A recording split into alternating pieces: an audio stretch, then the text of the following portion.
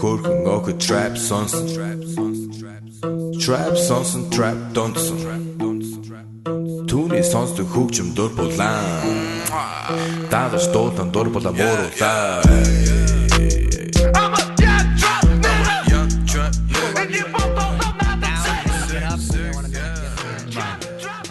I'm like so climbing.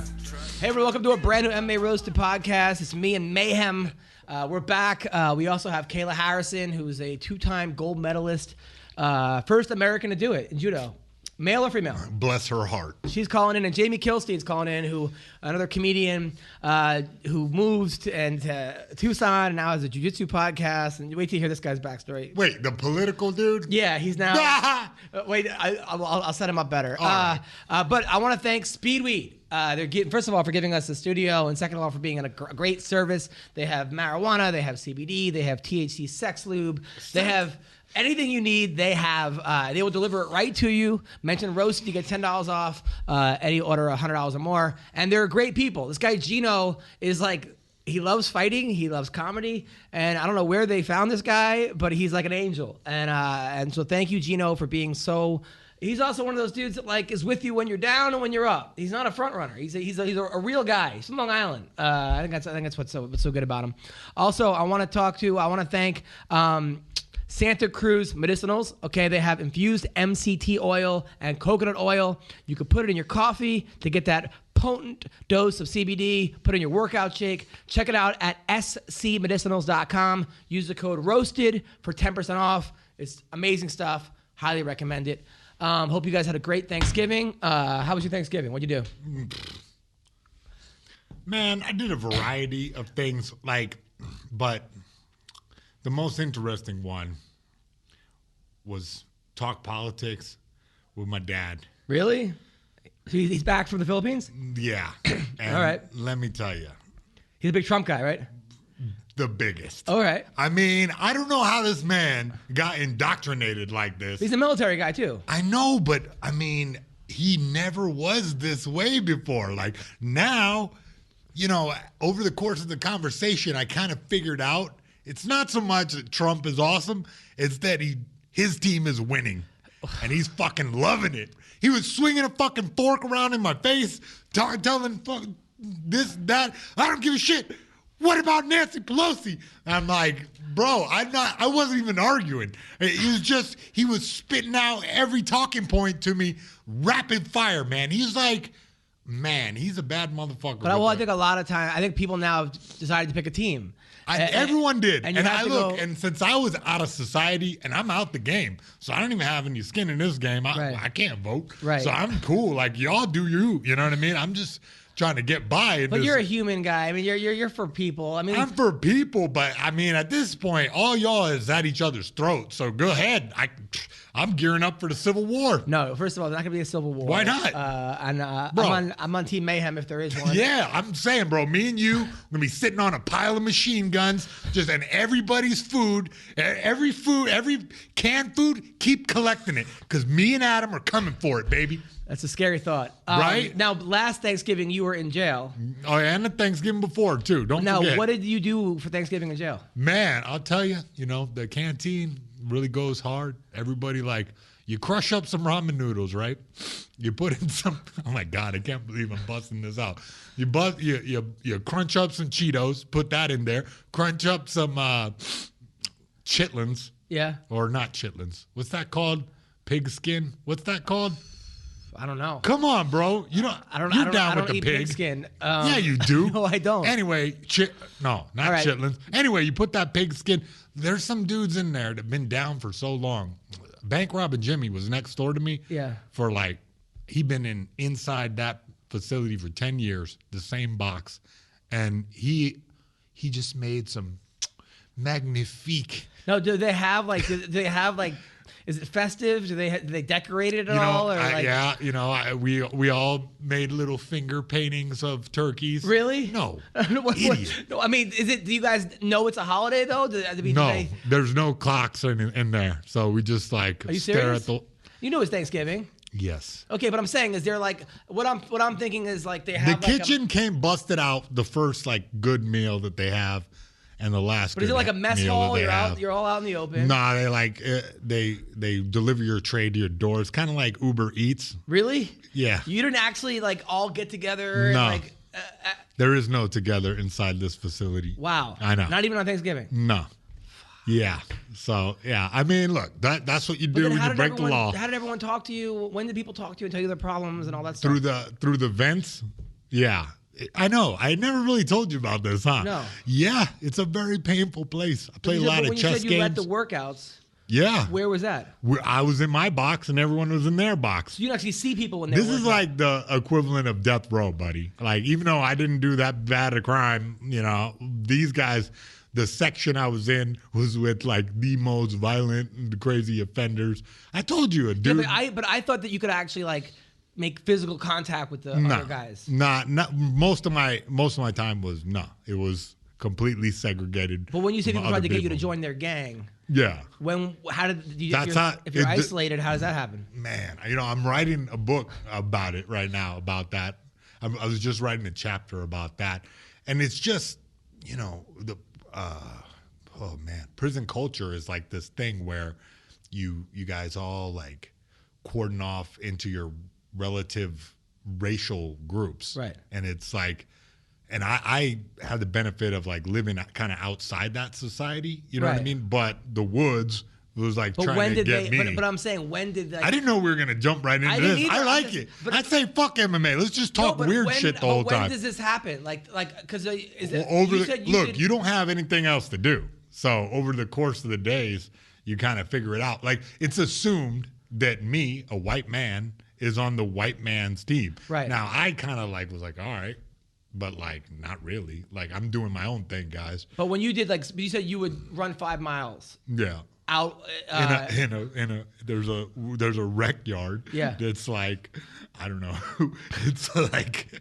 Were you running from the white supremacists trying to get you to join their gang? Yeah. I was jogging around them. Yeah. They were like, join us. Yeah. Yeah. It was bizarre. Yeah.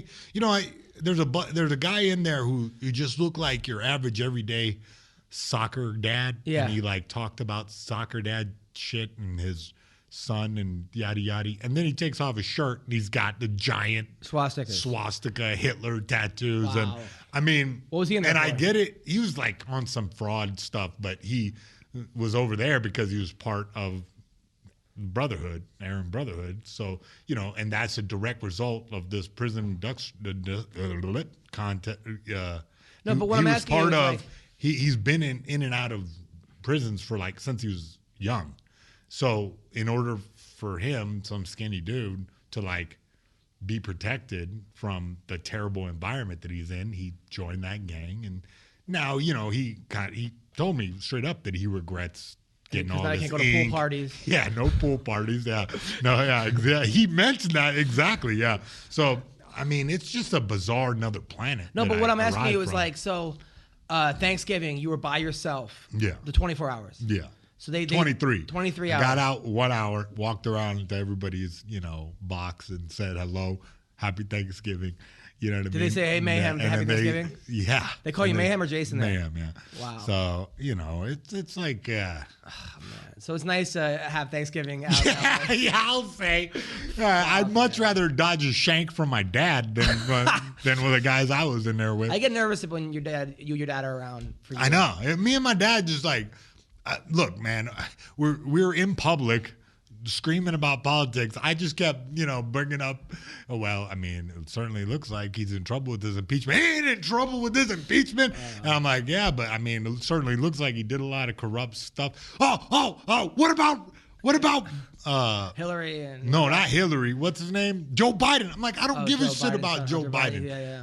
I'm like, it's and like it's like a Mexican baby screaming, crying next to us. We just didn't even. I'm not a Trump hater. I think Trump's awesome. I'm not it's a hilarious. Trump fan. I can see the good and bad in a lot of things. There's some things that he seems to be doing really well. Listen, other things he's the number one gangster. But and we live in a gangster society. At the same time, it seems like people are just all or nothing. Everybody. And it's just like, wait, we both know this, that everybody has, their echo box. Everybody's stuck in their own Facebook friend group. You know, I don't even look at Facebook most of the time. I very rarely do I go on there. I like Major Picture, because I know that you become indoctrinated by if you keep looking at the same stuff. You know, I'm on Reddit. I follow different like conservative. You know, I see everybody's like point of view. No, not their bullet points. Yeah, because your your talking points dictate your attitudes and opinions. And my dad just so happens to be on all those conservative ones, so he just regurgitated. He's just hitting me left and right with every talking point. The problem is that Fox News, like Tucker Carlson, could be the best comedian. He loves that guy. He is hilarious. He's not? He's way funnier than you, Adam. But he might be. I think I laugh more at him than I do at my own. Anyway, let's talk about, so I had a show in Key West. What happened? Yeah, you look. So I almost got into a fight in Key West. Why? I'm on stage, and it's a big a lot of military base out there in Key West, Florida, which if you're going to be stationed anywhere, Key West, Florida is a pretty good place to be stationed at. And I'm on stage, and it's like a little club, it holds like 100 people, but everyone's laughing. And then I do one joke about dick pics. I'm like, it's never a good sign when you send a girl a dick pic and she writes back LOL. And I go, oh yeah, laugh out loud, right? Or no, I go, okay, yeah, lots of length, right? That was the punchline. So then some guy in the back just yells, some drunk guy goes, you got a small dick. So I'm like, all right, I got a small dick. But like I hadn't even engaged in him. Like I wasn't even talking to him. I was talking to people in the front, but I could just sense energies. This guy had a bad energy, you know? Wait, but why did you let that guy shake you? You're such a professional comedian, dude. Well, there was something about him that like, it was just the way he said it. No, I was like, okay, all right, I got a small dick, I got you, right? And like, I have different ways of dealing with hecklers. One of them is rope-a-dope, which is you let the guy get off, you go, you got me, haha. Then at the end, you just fucking pile on him when he's not expecting it. I've seen you fucking obliterate dudes. When he's not expecting it, you know? Because then when they're expecting it, so I move on, he goes, you got a small dick. Like again? Like 3 or 4 times, right? So I'm like, all right, this guy's not letting me do any more material.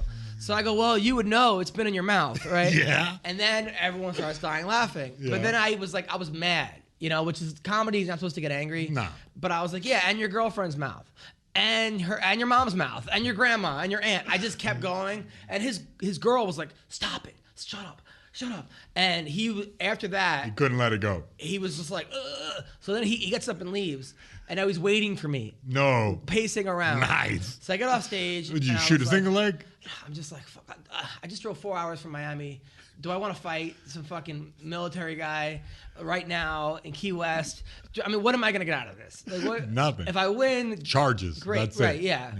So then the guy left. Next day, he told his friend to apologize. He was going through a hard time. He had a funeral to go to, and I said, "Tell him thank you for his service, and you know, and for sucking my dick, and his girlfriend for her service." Yeah, brutal. So that was one. Then my wife went to after hearing the whole strip club thing on the podcast. She wanted to go. Oh yeah. So we went to the strip club. Yeah. Awesome. So we go to the strip club in Miami. My friend DJ Platypus was awesome. the DJ there. Great name. And he puts my name on the billboard, like on stage, like welcome Adam Hunter. My wife was not impressed with this. She's like, oh wow, you're quite a big deal here. Did he know your wife was with you? Yeah. And he did that for you? Good. But then my wife's like, you know, I think my friends are hotter than these girls. Wow. But what do I say to that? Like, you say, well, get them to dance. Like, come on, bro. You know, come on. You gotta do the play. What would Mayhem do? Oh God, I gotta do the opposite of whatever. Exactly, I was like, well, which friends, you know? And then she named a couple of them. Like, yeah, I don't think. So then we're like, I'm drinking something, and she goes, hey. She goes, did you ever taste this or something? Or no, she goes, did you ever do this? And I thought she meant the stripper move back when I stripped for like 2 days. And I was like, yo, I got better moves than that. She was like, I meant the alcohol, you asshole. I was like, oh shit. So then it was, sometimes my wife will get me with the other day we were lying down and she's like, she's like, my boss asked me what the craziest thing you've ever done is. Guess what I told her? And I was like, I don't know, the time I got naked for 15 Mexican chicks. And she's like, no. I was like, I don't know, the time I had a threesome with the porn star. She's like, now she's getting angry. Bro. I'm like, I don't like this game at all. Like, you always just be digging a hole for yourself with your wife, bro. It's like every story you have with your wife is like, yeah, well, I took a shit on the floor and then she was angry, so I wiped my ass with the rug. I'm just like, what, bro? How can you make this worse? Like, here's that constant and the dynamic between you guys. So what happened? I don't understand. So what happened was she told the story, which I thought would be funny. So there was a girl. I told her this. I was in, I don't know, one of these places like Arkansas or Wichita, Kansas. Shout out. And I met a girl off Tinder, and this is back when I was single. And then we go back to her place, and there's a remote on her bed. I go, is this for the TV? She goes, no, it's for my asshole. Nice. I go, what do you mean? She's like, oh, when she was younger, she was in a gymnastics accident and her asshole fell out. So she had a remote control asshole. Bro, you were hooking up with remote control asshole girl? Yeah, I didn't know. Badass. She's like a cyborg kind of. But I was like, did you give it a test run or did you like? I didn't go near the asshole, but I was like, oh, does this work for the garage too? And like, does it change the channels? That's what she calls it. I'm like, do you ever garage. take the batteries? So yeah, so that was like, I didn't want to discriminate. I felt bad at that point. I had to, she was cute, but I didn't actually. But what would you have done? Did you take her to Pound Town? We had sex, but I didn't. You didn't even check back there? No. You didn't turn around and check out the garage door opener? No. Jesus, I didn't. You would have done that? I think so. I think once I had the remote control, I would have totally been too, I have a scientific mind. I have a very inquisitive mind. I'd want to know everything about it. I'd make her sit on the toilet and you know what I mean? Garage door goes up. Garage door goes down. Garage door goes up. Garage door goes down. I mean, that's just how I am. Do you ever think that this gets in your way, like before the CB Dalloway fight, and you were at hedonism, right? For sure, undoubtedly. I've grown a lot from that era, but I still have this inquisitive nature, especially with robotic assholes. Yeah. Man, how you didn't explore that further?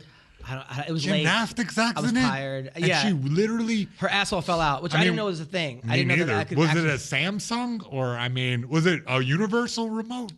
No, it did. It was just to the asshole. It didn't actually go to the TV or anything else. It wasn't like an all-in-one. Did it look like a legitimate? Yeah, I mean, she wasn't lying about it. I don't think that was her prank. I know, yeah. But yeah, it was crazy. So did she want to stick that remote in your butt and then you guys could be connected in more ways than one?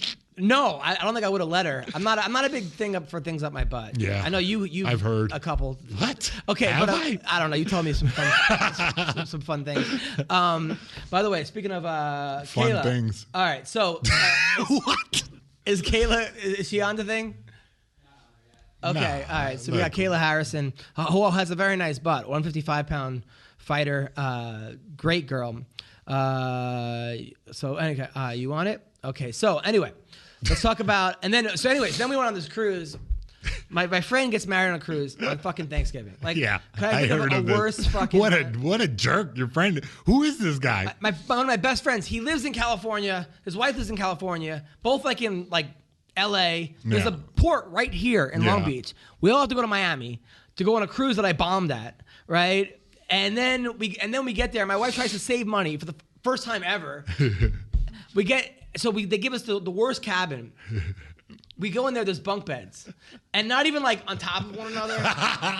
One thing, and then a Murphy bed comes out from the other side of the thing. So I feel like I'm going to she seems like it's going to collapse on me the whole time. Y'all can't share a bed? What is we this, did, but it's a twin bed, and we couldn't sleep. Yeah. I'm waking up coughing. What? Why? Because she was a little sick, and then I got sick, and we told them it was our honeymoons. They would upgrade us, and they didn't. But instead, they wrote "Happy Honeymoon" as if we would get bunk beds on the fucking every time we came in. Oh my God, Adam! It was the absolute worst. My friend doesn't even know when the wedding is. I go, "When's the wedding?" He's like, "I think tomorrow." He's stoned as fuck. It was, what a nightmare. It was a nightmare. And we go on one excursion. My wife wants to go horseback riding, which I don't want to go, but I'm like, all right, we'll go horseback riding. So the horses go into the water, which was nice, except that when they go in the water, they all shit. So the horse in front of you just get floating, just turds floating everywhere. You can't wait to get out. But it was the worst. It was the fucking. I ended up hating my friend for this. I was one of two friends who showed up to the wedding. No one else came. It was like I was one of two friends and another comic who was like trying to bust my balls. It was brutal. It was brutal. That is. So that was my Thanksgiving. It sounds like a damn nightmare. But I mean, come on. Didn't you like enjoy nice. sharing the nice. matrimony with? Yeah, with him? but I didn't like sharing a twin bed on a fucking. It was brutal. All right, let's talk about fights until Kayla comes on. Right. So fights that got announced this week: Khabib versus Ferguson. Yeah. I knew that was gonna happen. Yeah, I thought it was gonna happen in March, but now it's in April in New York, and Brooklyn.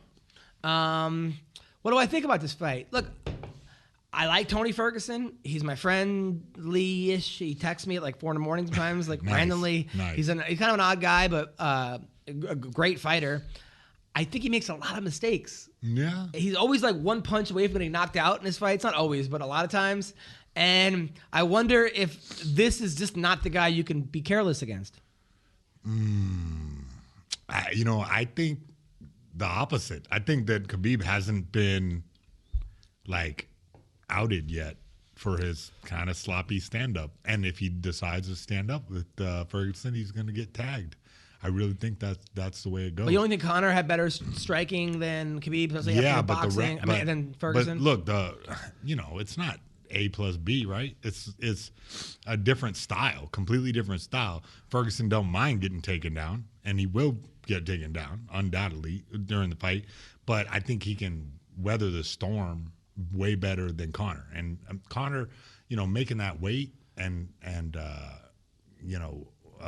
Khabib's style of just wearing you out with wrestling, I think that Conor made a lot of mistakes during his fight, and Tony is a complete different animal. He's gonna get taken down, and he's gonna be okay with that. He's gonna try to attack from the bottom. What do you think about him making some of his crazy 10th Planet, I don't know, go-go plata or vaporizers or things that he does? You think that he could possibly catch Khabib in one of these? I think it'll be very, very difficult. It's possible, but at the same time, once guys get sweaty after the first round, it's very difficult to catch submissions on the bottom. And it's not unheard of, but it's really hard. And Khabib is just going to keep grinding. He's not going to. He's such an expert grappler that he's not gonna put himself in a spot to get caught. He's gonna be studying all that 10th Planet, and it's all out there on the internet. So there's no special magical technique.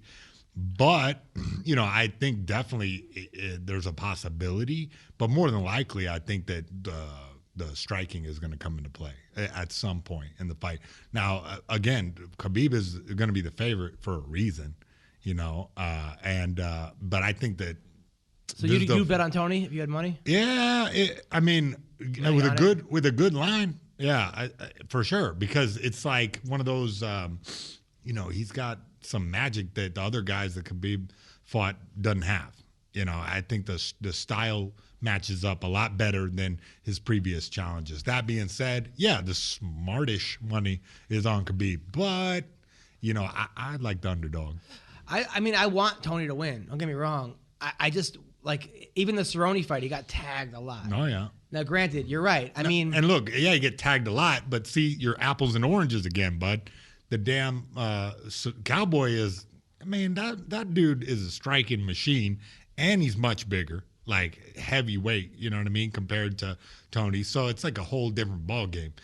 Look who's on. Oh, look who it is! It's the beautiful, talented, sexy Kayla Harrison. How are you? Oh, we got to put our things on. Whoops. Not feeling super sexy in the champ camp, but there she is. She's fighting for $1 million on New Year's Eve. Nice. $1 million. And it's funny, I saw her, and she came to my show when we were in Florida, and I said, hey, you're probably going to win $1 million. The look of anger, probably. And I was like, I was like, holy shit. Now I realize. She's a competitor. Oh my God. I didn't want to jinx you, is what I was trying. I didn't want to say, hey, you're going to win $1 million. But how are you, Kayla? Don't worry about it. I'm good. Thank you. Are you excited? Are you nervous? Is this, how different is this than the Olympics? Well, the Olympics is a one-time thing every 4 years. You train your whole life for one day, so it's a little bit insane. But this feels very similar. It's intense. I think it's a little more intense because it's just one fight. It's just one girl. You know, you don't have a whole bracket or anything like that, but I'm excited. You know, I haven't touched gold since 2016. So the fact that I'm less than a month away now, I'm ready. I'm excited for you. You're obviously, you had a crazy backstory. You're super sweet and giving. Thanksgiving, you gave out turkeys to everybody. That was very nice of you. Thank you. And you seem very, very, very cool. I'm excited for you. You getting feedback on? Yeah, I'm getting total feedback. I just think it's from her hotness, those smoking eyes. She's just wrecking us right now. I do not feel super hot right now. I know you look like you're just about to train. You're not all dolled up right now, but I could see the beauty shining through. Do you know who Mayhem Miller, by the way? Did you watch She Fully knows Beat Down? Mayhem. Are you crazy? Of course she knows me. She wouldn't be laughing like this if I was just some squirrel neck. Yes. Hey, let me ask about the specifics of the fight. You have a victory over this woman already. I mean, how do you not go in too arrogant? You know, how do you come into this? What do you expect out of the fight? Well, the last time I fought Larissa, it was on 1 day notice. My opponent changed. Wow. I got bumped from being the co-main to the main event because Magomed was sick, and I really didn't know a lot about her. I watched 1 or 2 old fights. But she's a really game opponent. She's very well-rounded. She has more experience than me. She's only lost to people who are like undefeated or UFC or former UFC champs. Yeah. She's legit. And I think I went in there not really knowing what to expect. I also personally just wasn't in the right frame of mind. But I'm not taking her lightly. I expect this. I'm mentally preparing for a 5-round war, and I'm mentally preparing to go out there and instill my will 1 minute at a time, 1 exchange at a time, 1 round at a time until I break her. Now, she says she's going to knock you out. She went on record. She's going to knock you out. Does that fire you up? Does that piss you off? I mean, it's irrelevant. She can think whatever she wants, I think it's good for her. Good for her. Now, like specifics. Now, like I've seen your fights where, like, what techniques translated directly from judo for you, and which ones, like, and what area of your game are you like most focused on for this fight? The techniques that translated best for MMA really were techniques that I didn't use a lot in judo. A lot of foot sweeps, inside trips, things of that nature, outside trips. And I was known more for my hip throws in judo. I was a big power player, these hips don't lie, you know what I'm saying? Yeah. So, but without the jacket, those techniques are difficult. Yeah, right? Unless you got an underhook, it's pretty dangerous to turn your back on an opponent. Yeah. So now, why are judo people so arrogant? Like what? You ever like judo, people that do judo, like Carol Parisian, Ronda Rousey, that's a bad comparison. All the Armenians, what is it about judo that I mean, not arrogant, but it instills confidence. Yeah, how you're fucking up. Why are they so confident? People that do judo. Well, first of all martial arts instill confidence if you are taught them properly. An inner confidence that is unshakable. Second of all, I'm just a bad bitch. That's why I'm confident. So. Good answer. Good answer. Now, you did say that you're the best grappler in MMA. You said that's man or woman. You're the best. Wow. You believe now? I mean, so how do you think a fight like you versus Gary Tonin, or you versus Dylan Dennis, or you versus Ben Askren? I already beat up Dylan Dennis. I heard you attacked him at a club or something. What happened? Oh my God! Now you're like, bro, I'm not talking about this. All right, nice. Okay. We can take this part out or no? We could. All right, I'll put it out there. All right. So wait, you beat up Dylan Dennis? You actually beat him up? I have no comments. Okay. She can neither confirm nor deny that. Okay. Dylan knows where I train. Oh, you guys trained, and you got the best of them. He knows where to find me. He knows where to find me. Nice. But I mean, there's some great grapplers, like great grapplers. Of course there are. No, a guy like Gary Tonin, or. I think that Why do I have to explain myself? You don't just ignore Adam. Sorry. He's ridiculous. You ask This guy. to explain He's a themselves comedian. when they think they're the best. Like No. say like, oh, why do you think you're the best? Okay, well, why do I think I'm the best? Because I know how hard I work, and I know all of the knowledge that I have, and I know the coaches that I have around me, and I know, everything that I've put into this, the 26 plus years of work, and All right, I'm scared. nothing and nobody can stop me. Okay, fine. Let's get back to the fight. All right, Obviously, all right, I'm gonna hide calm behind down, Mayhem. dude. Yeah, All right. stop. Yeah, you better be quiet. Stop shaking her up, bro. God, I'm just, we're trying to get some MMA Guy out of coaches a her. high school wrestling team, and all of a sudden he knows. Middle school. Middle school. Oh, not even. Yeah, not even high school. I can't fuck with the high school kids. Yeah. He just beats the shit out of middle schoolers all day. I've seen him.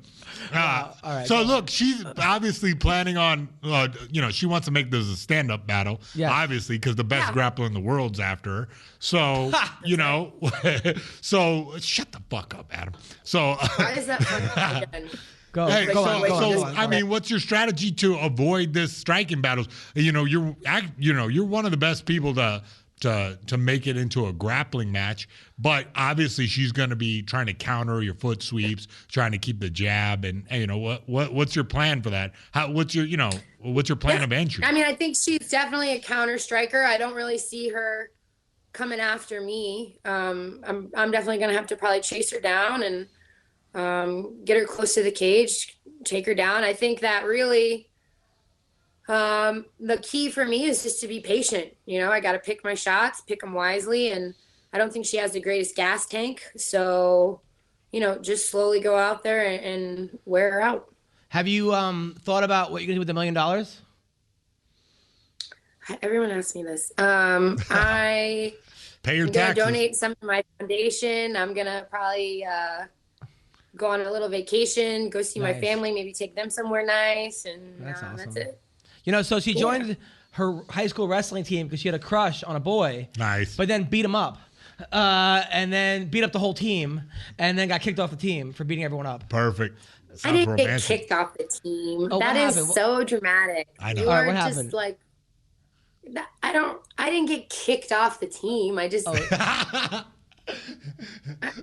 Look, let me apologize Did for I Adam. tell you I got kicked off the team? He has a Yeah, flair no, for you the said dramatic. that you said you came and joined the no, team, but he you beat does up the have a guy that you huge like. flair. You said you beat up the guy you like. So I like this kid. Man, this is going back. I liked this kid. Whatever. He was a captain of the team. Whatever.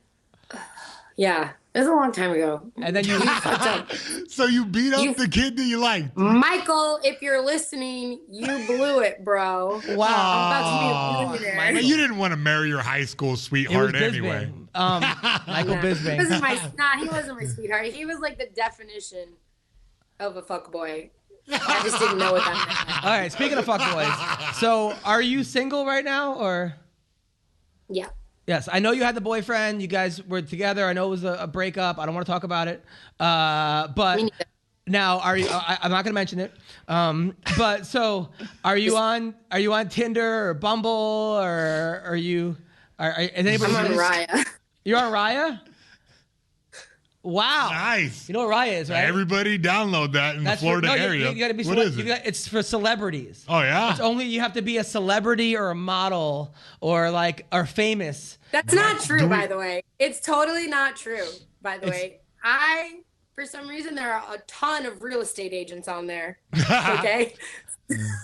Well, they're famous I heard real it's just estate I heard it's agents. just Jeremy Piven and then a bunch of hot chicks models. So okay, so you're on Raya now. Are guys?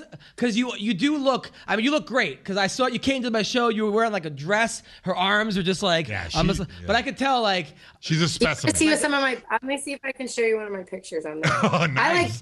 I dumb down the muscles a little bit. I don't want Really? to scare them off. Yeah, I was gonna say, are guys intimidated? Wait, time out. Yeah. What kind of. Look, you're dating the wrong kind of guys. Oh, look at her.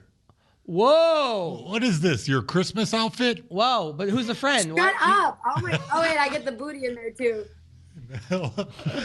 I can't believe we're helping her on her quest for love. I feel like Well, she's this is a matchmaker. gold I need medal. it. Have This is you a two- guys?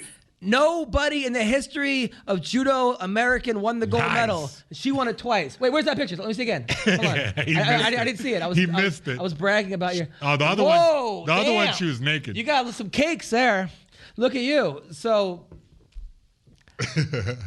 whoa, look. Have you had any matches yet? I mean, have you gone on dates off this? Yeah. Like, I can't believe you're showing us this.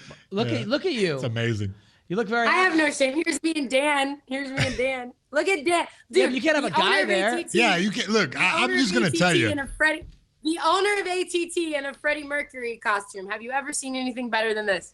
No, but I want to look at you. I don't want to look at fucking. Look at Dan Lambert. I'm swiping left on that.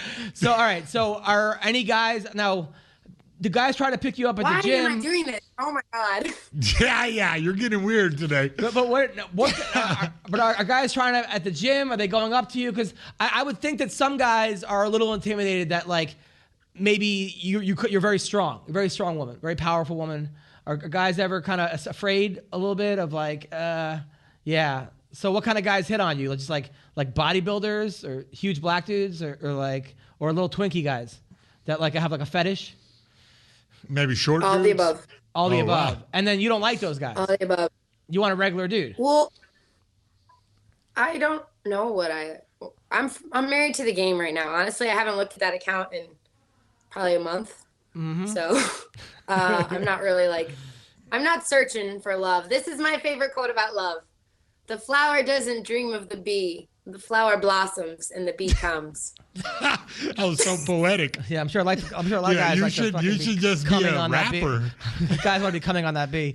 All right, so now I know that you and Ronda Rousey were frenemies. You guys trained together. Has she reached out to you and wished you luck on any of your fights? No. That's a no. That's a hard no. That's bullshit, right? Nah, I mean, look. I mean, it's okay. Look, it is what it is. We haven't lived or really been in the same circle for years now. She's a busy woman. I'm a busy woman. I get it. I mean, there's no hard feelings from me or anything. Just say, hey, good luck. She could just say, good luck, kick some ass tonight, or hope you win. Yeah, I mean, whatever it is. I mean... I'm pretty sure that she's not worried about whether or not I'm fighting or what I'm doing. Has she kind of learned, have you learned a little bit, what not to do, how not to get fame into your head? Don't keep your I just small. feel like I think I learned a lot from her career, and I'm still continuing to learn a lot from it, inside and outside the cage. That's good. I mean, because there are probably a lot to learn what to do and what not to do, Definitely. All right, so you're on Raya, you're training. Now, do you live alone? No. Who do you live with? I bought this big, beautiful house, and one of my best friends, whose name is also Kayla, lives with me. And actually, we call it Kayla's home for wayward fighters and dogs because I have 2 dogs that I didn't buy or want, and I have 3 fighters living with me, and you don't want them either. It's just, yeah. What's Nightmare Fight House. I've been there. You've been there, right? Oh yeah. Man, it's actually pretty nice. I mean, I love having a full house. It's not a bad thing, but it's there's a lot of us here right now. Especially when it's like a training camp situation, right? So you guys are all training. Yeah, that's why I just stay in my room. So her first day, she goes to American Top Team. Yeah. They put her against Amanda Nunes. Yeah. And Amanda Nunes kind of fucks her up on the feet, but she throws her on her ass and just sits on her. She's fighting for her life. Yeah. Never sparred before in her life. Throw her against her. Yeah. Nunes is like, who's that fucking crazy blonde girl? Bring her back. Because and then they became friends and sparring partners. Yeah. But it's not entirely true. I had sparred before, just not for that long. Just not that level. But she's still. No, I mean, I'd never gone. She's the champ. You know what I mean? I'd never gone training though. Is she still there? Yeah, she fights next week, bro. Oh right. Good point. So she helped get you ready for your fight. We didn't train a lot together this camp. She's fighting a striker, so she needed a lot more. She needed better strikers than me. Got it. I didn't, and I'm a southpaw, so a lot of people don't like training with me. Now, are you a southpaw it's all good. Because you're left-handed, or you're southpaw because judo? I'm a southpaw because I was a right-handed judo player, and I always stood with my right foot forward. So do you have some success with your like lead right hook, or like how's sparring go with striking, just apart from your grappling? Like how is your striking game It's starting developing? to go good, actually. I'm starting to get comfortable, you know?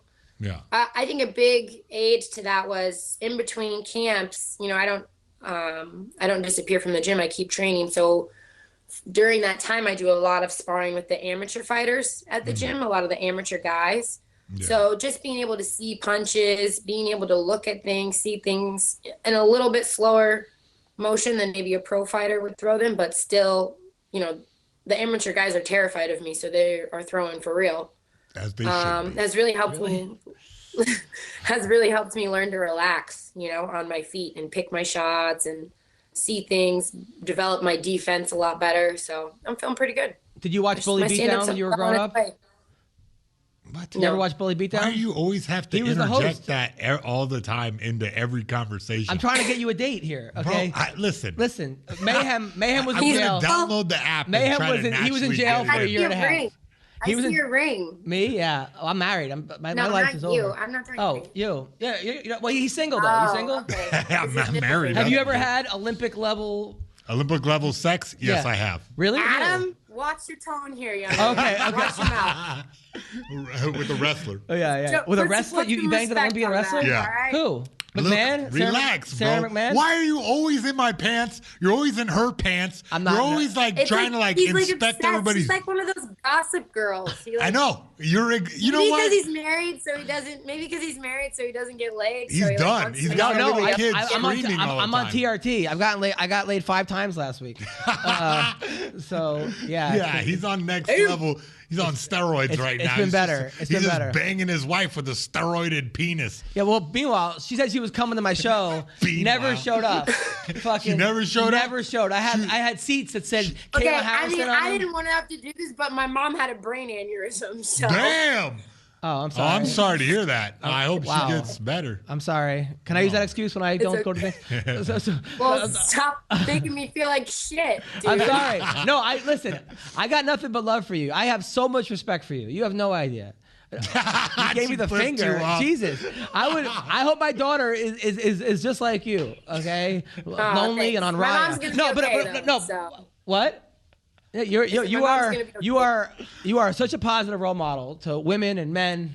You are absolutely. Thanks. And I'm happy that the PFL made a whole division for her. Yeah. There was no 50 behind women. They were like, we need a star, and they picked her.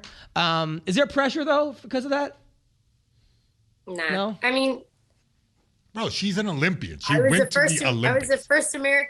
I was the first American to ever win a gold medal for my country, and then I went back 4 years later. But you won 2-0. It wasn't that big of a. No, I'm kidding. Okay. Idiot. he's trying to keep. Why did I agree to this? Yeah. No idea. I'm sorry. That's true. That is very true. You did win. You won twice. And I'm kind of glad I didn't go to your show because I heard you were talking shit about all the fighters that went. And if you had talked shit about me, I'm like at that point where I would have just gotten up on the stage and like fucking judo through his ass. Shit. That would have went viral. Yeah. I would have got some hits on that one. No, I could have gone viral. Iponce Onage. Yeah. Oh, wait, was that your roommate the Kayla who came to my show? That's your roommate? Yeah. Yeah, I liked her. Yeah, because she was making out with her boyfriend the whole time during the show. Sid Outlaw. Oh no, really? Yeah, and then I called him out on it. So Sydney basically lives here now too. And then we have another guy who's living here, and then I have a guy who's documenting my camp, so he's living here. So Kayla and Sydney, they make out a lot. It's pretty good. Yeah, my whole show, I'm like, dude, what's going on here? I'm like, are you guys cheating on each other? Like look like they were cheaters. Like this is the only time. I know. They told me they were. I was so happy that you shit on them. That was awesome. Of course, I like them. But yeah, they're literally constantly down each other's throats. It's awesome. I love love. It's great. You'll find love. You'll get there. Don't worry. Don't look. You're smart. I'm not. You don't just go for anybody. You're not a gym rat. You know. Ooh. I heard. I heard you and Hector Have you Lombard seen almost. the animals No, I'm at kidding. ATT? My new rule is no more fighters. Now, you and your That's grandma really were on Flea Market Flip. Were you really? What is Flea Market Flip, and why were you and your grandma on that? Flea Market Flip is this show on HGTV, and it's where two partners, like, they go to a flea market, they give you like things that you have to turn stuff into. They give you a $500 budget, and then you have to transform these things into other things, and then you go sell them at another flea market, and whichever team makes the most money wins the Flea Market Flip Challenge. And normally you win $5,000, but we donated to the charities of our choice. Oh, that was nice. It was between myself and Nancy Kerrigan, myself and my mama. So I wasn't going to do it, but my agent called me. He said, "Hey, have you ever heard of this show, Flea Market Flip?" I said, "No, but my grandmother loves flea markets." Awesome. So let me call her.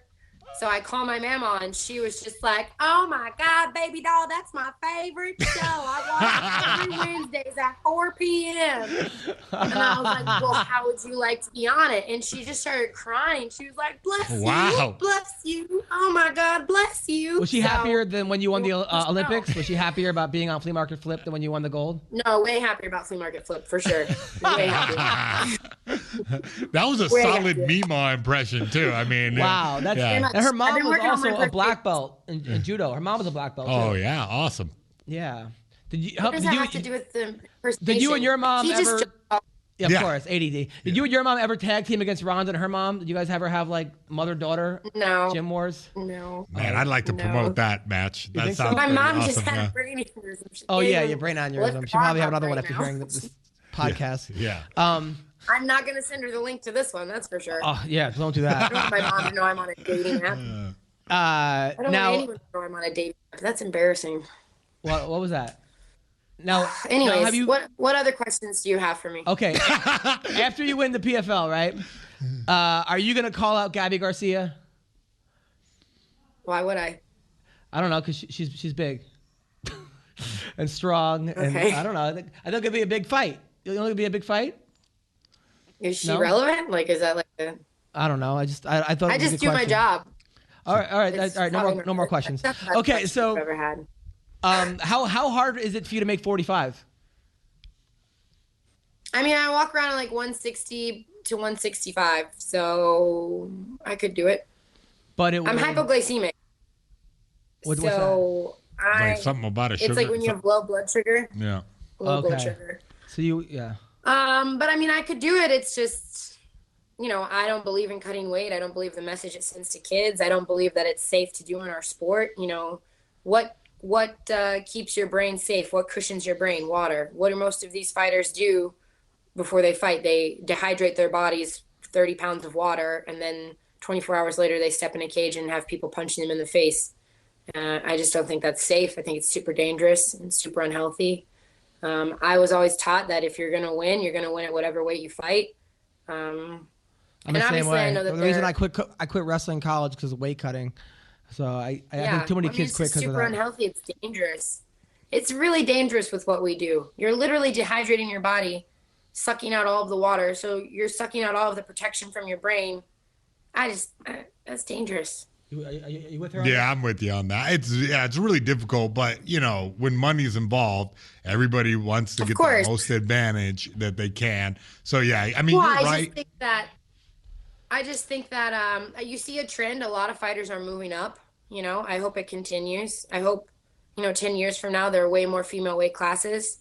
Will I fight 145 pounds for the right money? You're absolutely right. Of course I would, but that doesn't mean I'm going to enjoy it or. Yeah, but after this fight, I mean, look, if you win this fight, $1 million. I mean, when you win this fight, $1 million. Win this fight. Okay. So, I mean, how motivated are you by money after that?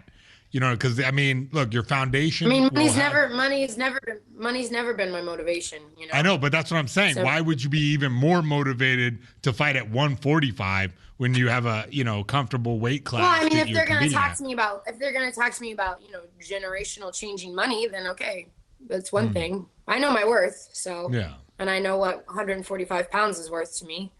But I just signed a new contract with the PFL. I'm staying there for another year. I'm pretty pumped about that. It's a company I truly believe in and support. You know, they're literally trying to change the game. It's a lot less about, you know, how many the followers promotional, you have gimmicky side of it and the entertainment side of it. And it's a lot more sport-based, which, listen, to me, MMA is a sport. It's mixed martial arts and a sport. So it's, you know, should be rooted in respect, should be rooted in the culture of martial arts. And if they want to be big time and they want to be like the NFL and the NBA and the MLB, then it needs to be more sport based. I feel the exact same way, Kayla. So what's going on with Colby Covington and Masvidal at the gym? Is everything okay there? Everything's okay, guys. I heard they clear out Colby's team, and then Masvidal comes in, and they clear out Masvidal. It's like West Side Story. Masvidal hasn't been at the gym. He's like on his promotional tour doing some stuff, and Colby fights next weekend, so he's training. I just trained with Colby the other day. We have the same strength coach. He seems in great spirits. Everything seems fine. The drama has really died down. I haven't seen anything. Okay. No antics. Okay. I'm the team captain, so it's my job to make sure that these things are handled properly. You're the captain? Hell nice. Yeah. When are you coming out to LA, Captain? Hopefully never. Oh wow! Damn, I was gonna say I could bring you to my middle school kids, and you could. We have a great girl on the team. You could be our guest coach for the day. Oh, I would like that. What's her name? Her name is Billy. She's jiu-jitsu. She's an ace. She's gonna win the whole thing this year. There's only 3 teams in the league, nice. But she's gonna win. Good luck, Billy. She's awesome. So cool. Yeah, I want you to meet my daughter and my wife. Someday. I mean, obviously, I'll have to go to LA if I want to make it big time, right? So you're already making it big time. Yeah, you're here. Yeah. Welcome. Yeah, you're on the podcast. You made it on this show. Yeah. So, I mean, really, this is probably the zenith of your career. So, right if here. you were going to take her on a date, where would you take her? You know what? What? I would take her I would take her to Skid Row. We would hand out donuts to the kids down there. Really? Yeah, I think she could help me change my image. She could help you. Yeah, change your she image? could definitely help me. Yeah. So you make sure people take pictures. Make your sweetheart. Yeah, that's nice of you. Yeah, and then at the end of the day, I mean, she's just. I mean, kind of like. Look, before you even, I can hear a joke coming. No, at the end of the date, would you go for a kiss or would you be kind of reserved? I mean, I would probably shoot for double underhooks. I mean, immediately. And try to avoid the inside trip, you know what I mean? Or Haraya Ghosh. Like, I don't want to get sleeve throw. I wouldn't wear this jacket. He's judo throw names, and one he's been like, oh. Well, you don't understand. I started out in judo. Like, my career. Dropping knowledge. Yeah, I know judo. So you would go for underhooks? Yeah, underhooks for sure. And I wouldn't wear a jacket. I'd want to go, like, sleeveless. Well, what would you think about like a mixed martial arts match? Because I'm trying to set this up. What would you think a martial arts match with kind of a modified gi? To like, how would you think that would go? Like, would you be interested in doing something like that? With with strikes, but also with like a jacket. Like I know it's strange.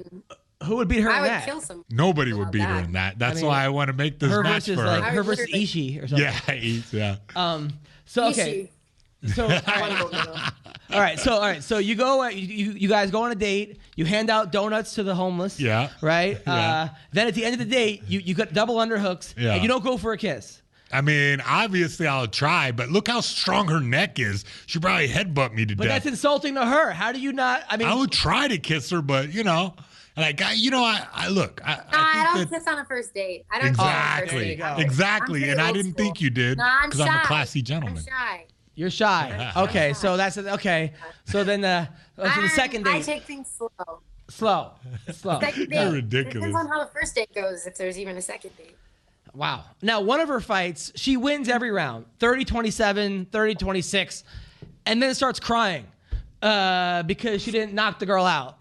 And she goes, I gave myself a D, which I'm sure other guys when I give her a D. But now, she's a competitor. So, and I know you're a competitor, but is there a fear of not being too hard on yourself?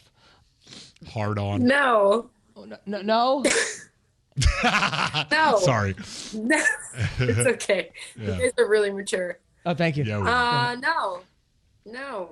I mean, I expect excellence from myself. Every day I wake up,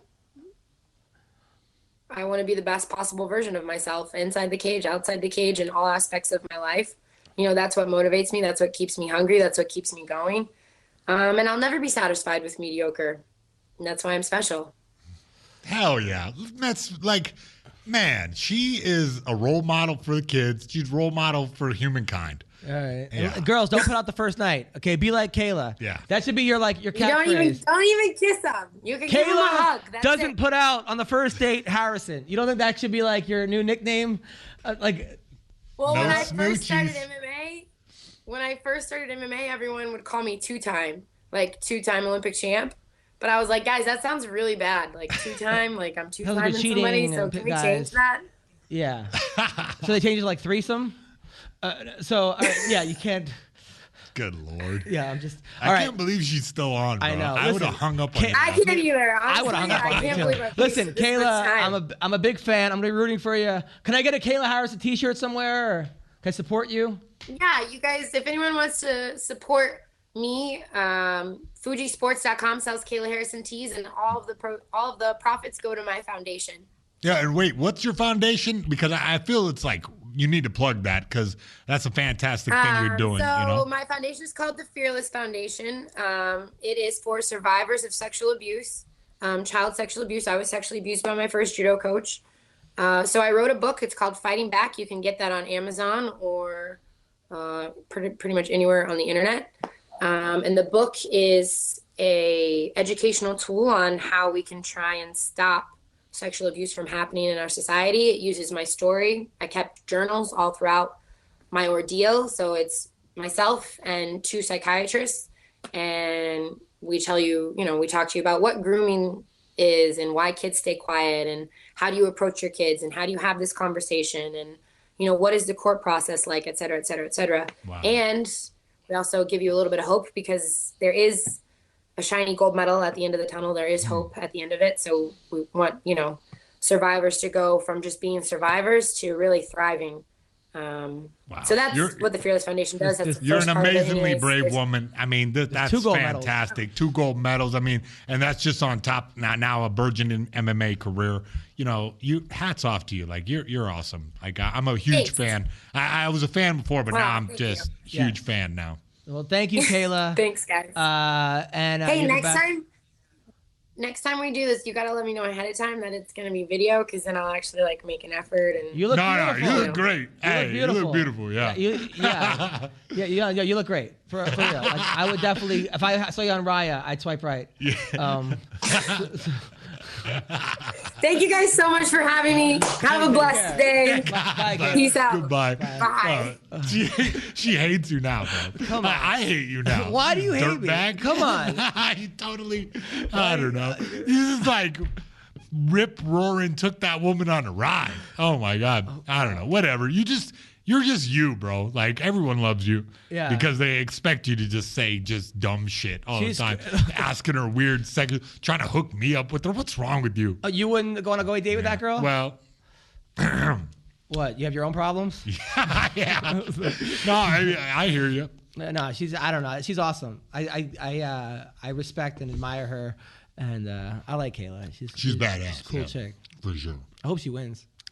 I think she might, huh? I mean, more than likely she will, right? Am I There's always wrong? that fear of getting caught, right? Of course, especially yeah. when you know. But is the girl like a knockout puncher for real? The girl's a Brazilian who started MMA when she was 16 to raise money for her family, and they threw her into the UFC early. Yeah. She lost to Amanda Nunes and Jermaine Durandame, but won every other one of her fights except to Kayla, and she just has a win over Sarah Kaufman. Oh, okay. Kaufman was the number 1 seed. Yeah. She beat Kaufman pretty handily.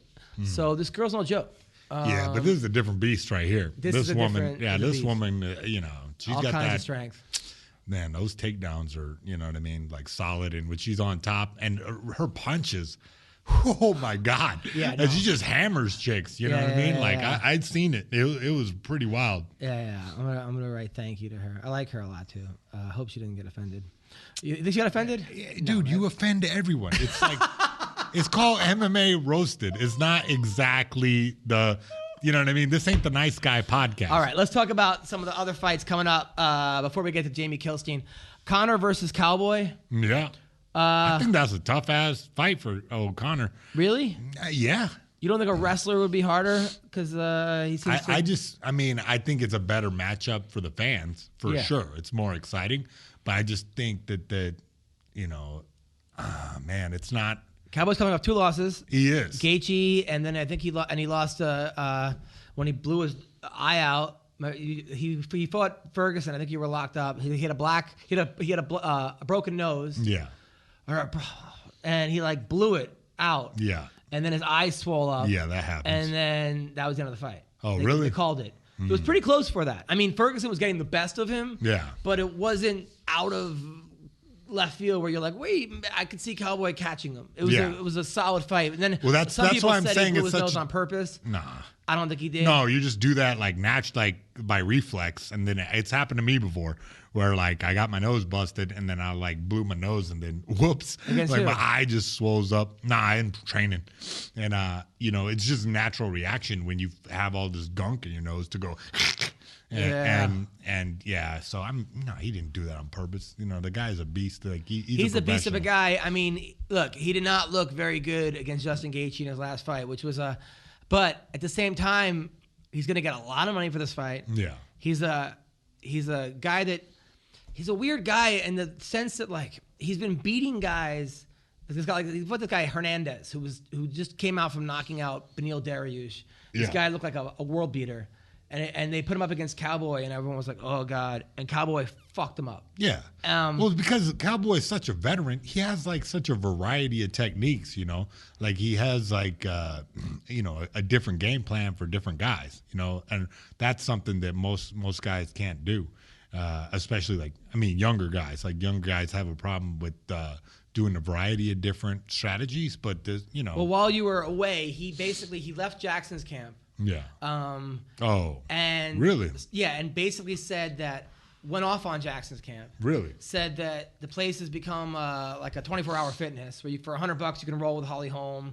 That really? He went off on the wrestling coach Israel Martinez. I think it was Izzy. He went off on, and he started his own thing. He had a kid, and then just started like fucking everyone up. It was like Dad Cowboy was a whole different guy. Started talking about taking DMT and going on Rogan and saying he almost drowned but then didn't, and just like, but it was a whole different fighter. And beat Mike Perry. You know who Mike Perry is? Mike Perry is this like tattooed, just like muscle throwback guy that just tries to knock you out, has like eyebrow tattoos, and just always using the N-word, but he's white, but he says he's 5% African-American because on Ancestry.com. Just a real guy. What percentage before you could use it? I don't know, like just a G. Guy isn't a word. He's just kind of a gangster.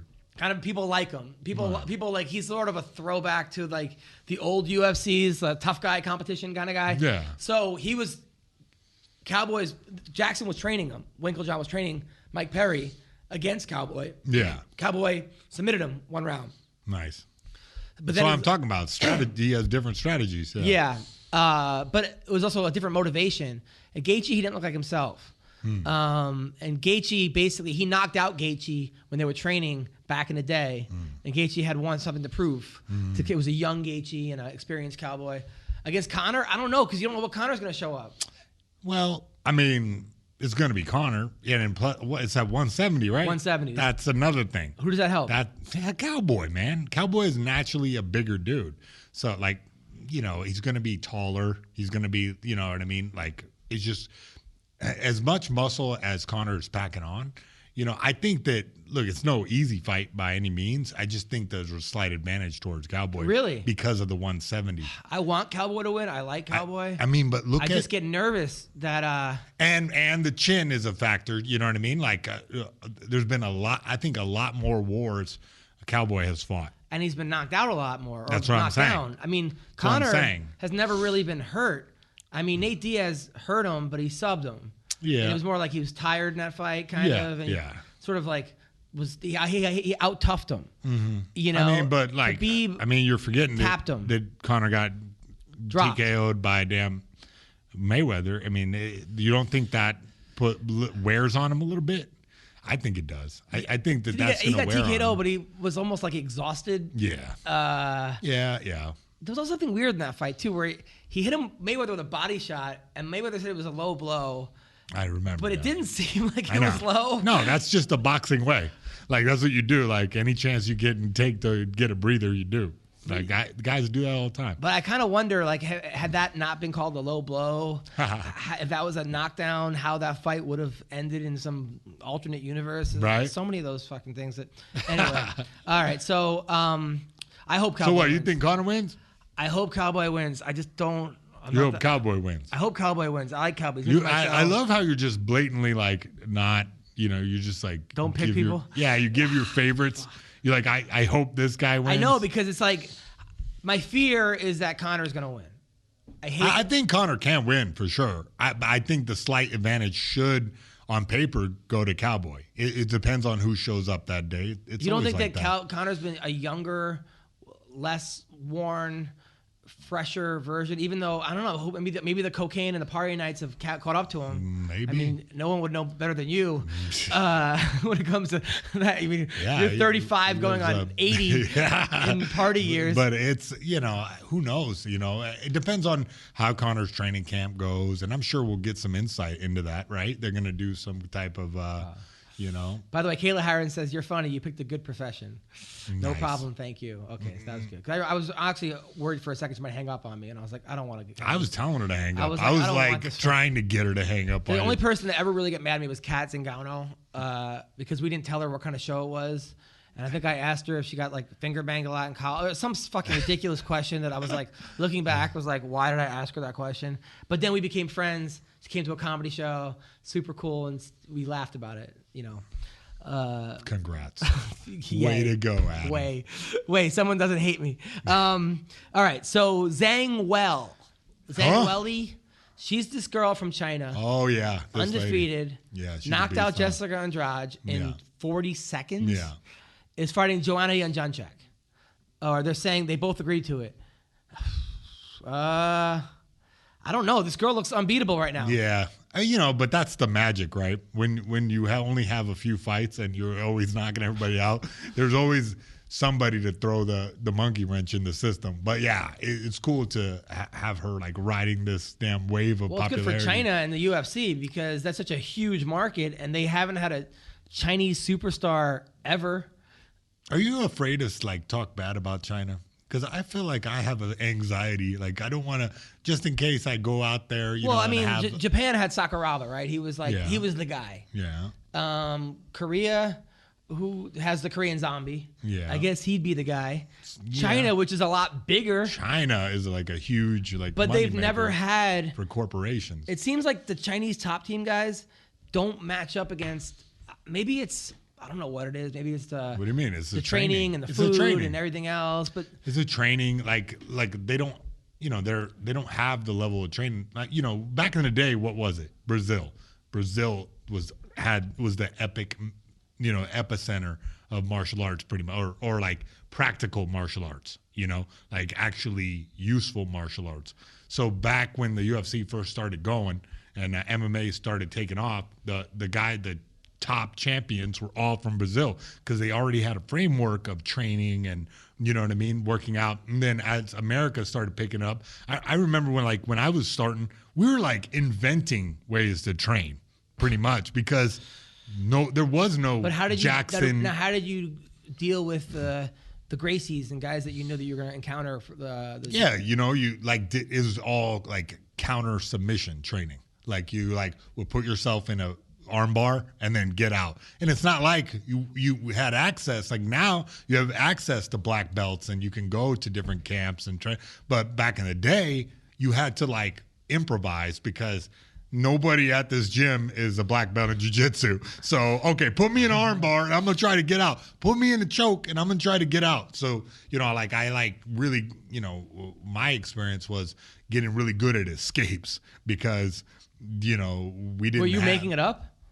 I mean, Yes, a little bit, but there were some. We would watch the Gracie tapes that we had. We would watch those. We would start to get it going early on, like by pre-YouTube of how to do things. Like they were. But China, we were emulating them but yeah, you're right. Now China has the access to YouTube and whatnot, but still, there's a difference between kind of starting from scratch and doing the best you can with the tapes and having quality instructors. They also don't look as physical, as big as and maybe I don't know, it's genetics or whatever, but or the Beijing air quality. Like the college wrestlers that come out of the U.S.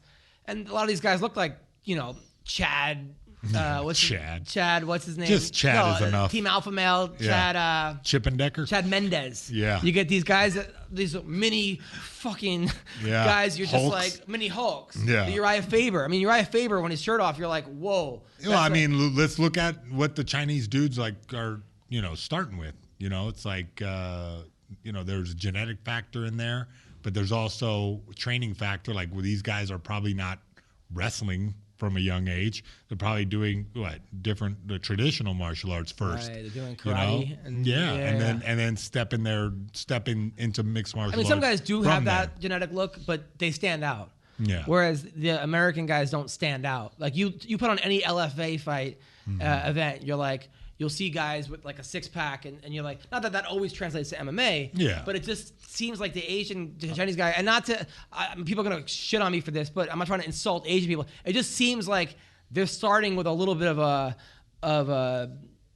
they're not as good. They're not as well-built or strong or whatever, and I don't know what that, Look, I mean, that's the reality, you know what I mean? Like, that everybody starts out with a different, set of tools, and what you make of them is, what makes a champion, it's everybody is different. That's the beauty of the sport, is that every individual fighter is a different type of, has a different body type, and what you do with that is the beauty of the sport. So it's nice to see this girl who seems like a very sweet woman as well, and a nice person. I don't really know her, but it's weird when you translate it, because the translator seems like sometimes you're like, I want to say hello, or you're like, that's not very respectful. But I want to see her versus Joanna, because Joanna for a while was the shit. Yeah, I mean, before Rose Namajunas came around and beat her twice. I mean, knocked her out the first time, which it's funny because when I met Pat Barry, he was like, dude,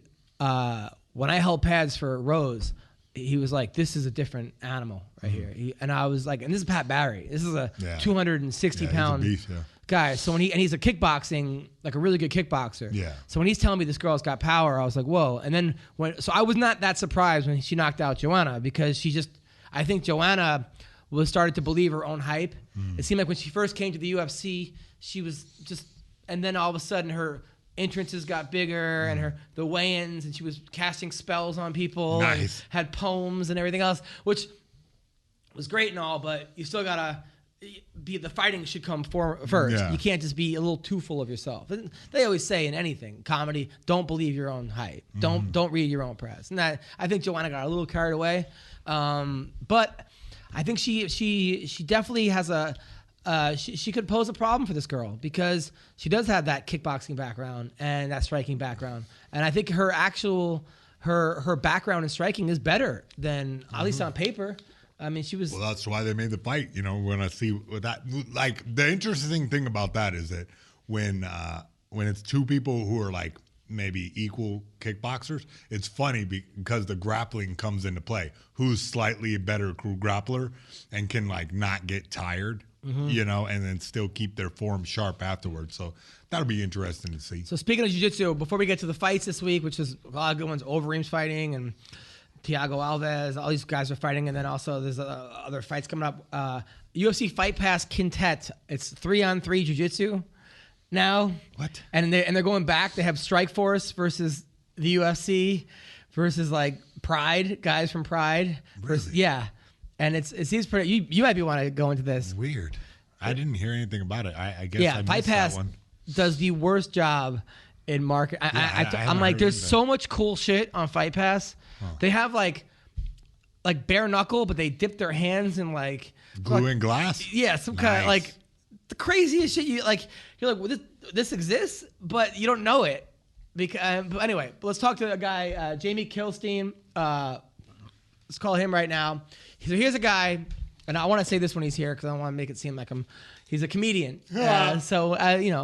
Comedians are like, I guess in a way like fighters, and like we all share a common brotherhood amongst comedians. Like I'll never, like even like Brendan Schaub, the reason I don't fuck with him, like roast him at all. Number one, he's sensitive. He blocked me on Twitter for making one joke about him, which was like, this guy needs to work on his stand-up. So he's obviously more evolved than Brendan Schaub. Something like real softball. And I'm like, you're going to block me about that? Like come on, man. Like, I mean, it was something like, isn't he a feminist? But like everyone needs to work on their stand-up. It was not like I need to work on my stand-up. Everybody, there's not like, fucking Chappelle needs to work on his stand-up. Everyone, that's what you do. You work on your stand-up. That's part of being a stand-up comic. So he blocked me because of that. So I'm like, whatever. But I don't fuck with Chow because he's a comic now. And so Kilstein's also a comedian, but has a very interesting backstory. So is he on? All right. Come on, Jamie. Log on now. So what are we going to talk to this guy about? So he's starting a jiu-jitsu podcast, and he reached out to me and wants to promote the podcast on this podcast. And I said, of course, because I like Jamie. So he's a guy that he was a great comic. I'll wait till he gets on. All right. Let's talk about some fights. All right. So this week, first of all, John Jones versus Dominic Reyes got announced. Reyes, the guy that knocked out Weidman, undefeated guy. He's fighting John Jones, I think when's that? January, I think in Houston. Damn, that's quick. Jones is talking a little shit about him on Twitter, but not really. John's all over Israel. These two are going at it. Why? It's like some black guy anger. Like those dudes are like, why? What is it about? They're in different weight classes. I don't get it. Yeah, right. Yeah, I don't know why Jones is picking on. Maybe he sees it as a super fight. Maybe, huh? He's trying to pick on the lighter weight dude. It's interesting. I mean, the thing about Jones is like, did his job. You wonder if he goes to heavyweight, would he beat Stipe? That's difficult to tell, but I mean, it's possible. That's for sure. Right? Is he going to go to heavyweight? Is that what you're telling me? I'm saying that, like, the fact that he's picking on a guy lighter, I mean, if he's going to pick on someone, pick on Stipe. That's a fight that, like, I'd really want to see. And I think you might give him the fucking advantage. 240-pound John Jones, he's got the speed advantage. He's got the wrestling. Well, the wrestling is pretty even. Yeah. I know that, Stipe was a college wrestler, but Jones was a state champ and also a junior college national champion, I believe, before he left. The striking, the creativity you got to give to John Jones. Straight boxing, Stipe. Yeah. MMA IQ, I would give to Jones. Yeah. I mean, he seems to outdo whatever the fuck. I mean, he beat Cormier twice. If you do MMA math, Stipe is 1-1 against Cormier. Got knocked out against Cormier. And Cormier had faster hands than Stipe. So then, I mean, would you give Jones the advantage over Stipe? Yeah. I mean, I would give... that weight, though, will become a factor, later on in the fight. Because we've seen Jones get tired. He's human, even though he's a beast. Here's our guy right now. But he got tired when he was like doing ecstasy with hookers the week of the fight. That's true. Not even you did that. Yeah, ecstasy and hookers will definitely wear you out. That's for sure. So we're talking to Jamie Kilstein. Speaking of ecstasy and hookers, that was a great segue. Jamie Kilstein, I was telling you. So a little backstory on Jamie. Jamie was a great comic. He went to Montreal Comedy Festival. He was one of the top guys. He was on Conan O'Brien. He was a comic to watch. Didn't get to where he wanted as fast as he could. Fell in love with a girl who was like this like far left feminist social justice warrior. Jamie and her did a podcast that blew up. Jamie started sort of attacking comedians. Was mad at comics for not giving him love. Went after me a little bit. All these like comics. He was like then #1 most hated comic in the world. Then him and the girl broke up. They had an open relationship. He was fucking some fans. And then it was like, aha, got you. Then the whole comedy world turned on him. Rogan had his disaster on Rogan. He was like suicidal, blah, blah, blah. Then he reached out to me. I'm like, Jamie, whatever. I put him on things. We did a couple podcasts. He built himself back up. Was training as a brown belt in jiu-jitsu under Marcelo Garcia. Then fell in love again. Moved to Arizona. Became a pro wrestler. still does jiu-jitsu, and now has a podcast, and I think is doing well in doing stand-up comedy. Did I get it all right? Yeah. I really missed the days where my intro was funny man Jamie Kilstein, and that was it. Instead of, you may recognize this guy from his tragic downfall that has been spiraling out of control for the last decade and a half. Well, but man, that's fucking it. But so last time I saw you, you fell in love, and you moved to Arizona. Are you guys still together? We are. Wow. She just left to go grocery shopping. How about that? What was that? She just left to go grocery shopping. Oh, wow. Okay, so that's good. So that's a big plus, because I had my doubts. I'm not gonna lie. Well, the big debate with me with this was things were so chaotic that I was scared that I just was so excited I found a nice girl who wants to settle down that I was kind of like almost rebelling to like my old on the road life, by just being like, all right, I just want to do this because I want dating to be done. I want one night stands to be done. I just want to like settle. And it's not. Yeah, it's really good, man. I mean, look, we moved to fucking Tucson, Arizona, which I'd never been to before, and everything is better. I'm getting more comedy gigs. I'm writing more. I'm doing more jiu-jitsu. And I think that even though LA is kind of the place to be, I think if you find somewhere that actually makes you happy, you'll find a way to make your creative shit work.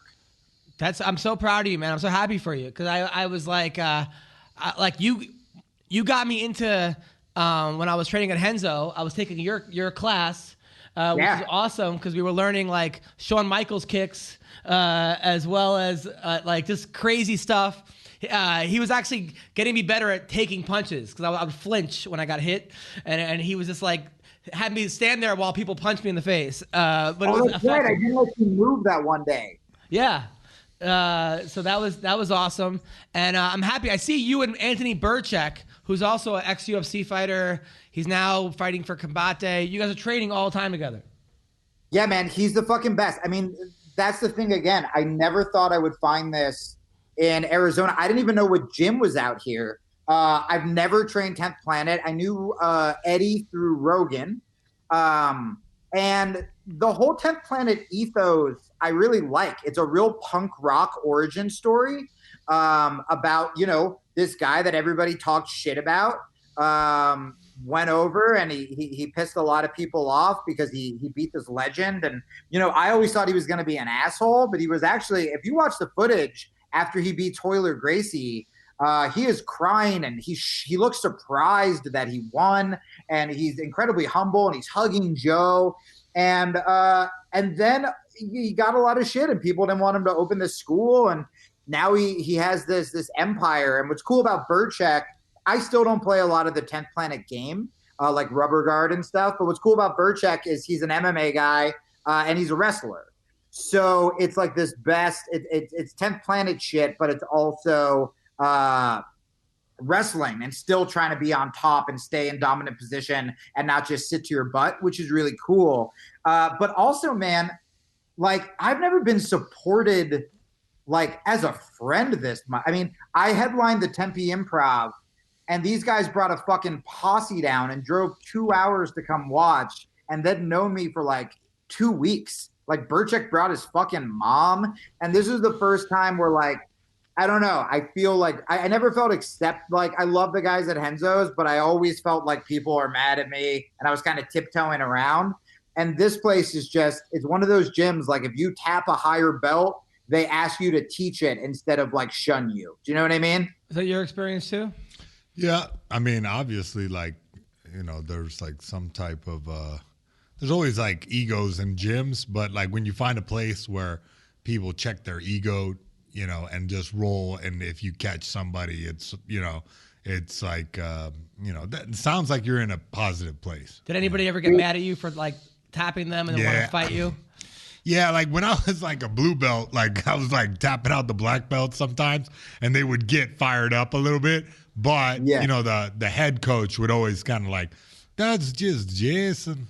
Oh, really? Yeah. So it's like one of those things where they move me up after that, like. Didn't Coleman and Baroni get mad at you, or like you tapped them with a body triangle or something? No, but yeah, I kept heel hooking them because they're wearing the damn shoes, and they were getting all fired up about that. Yeah,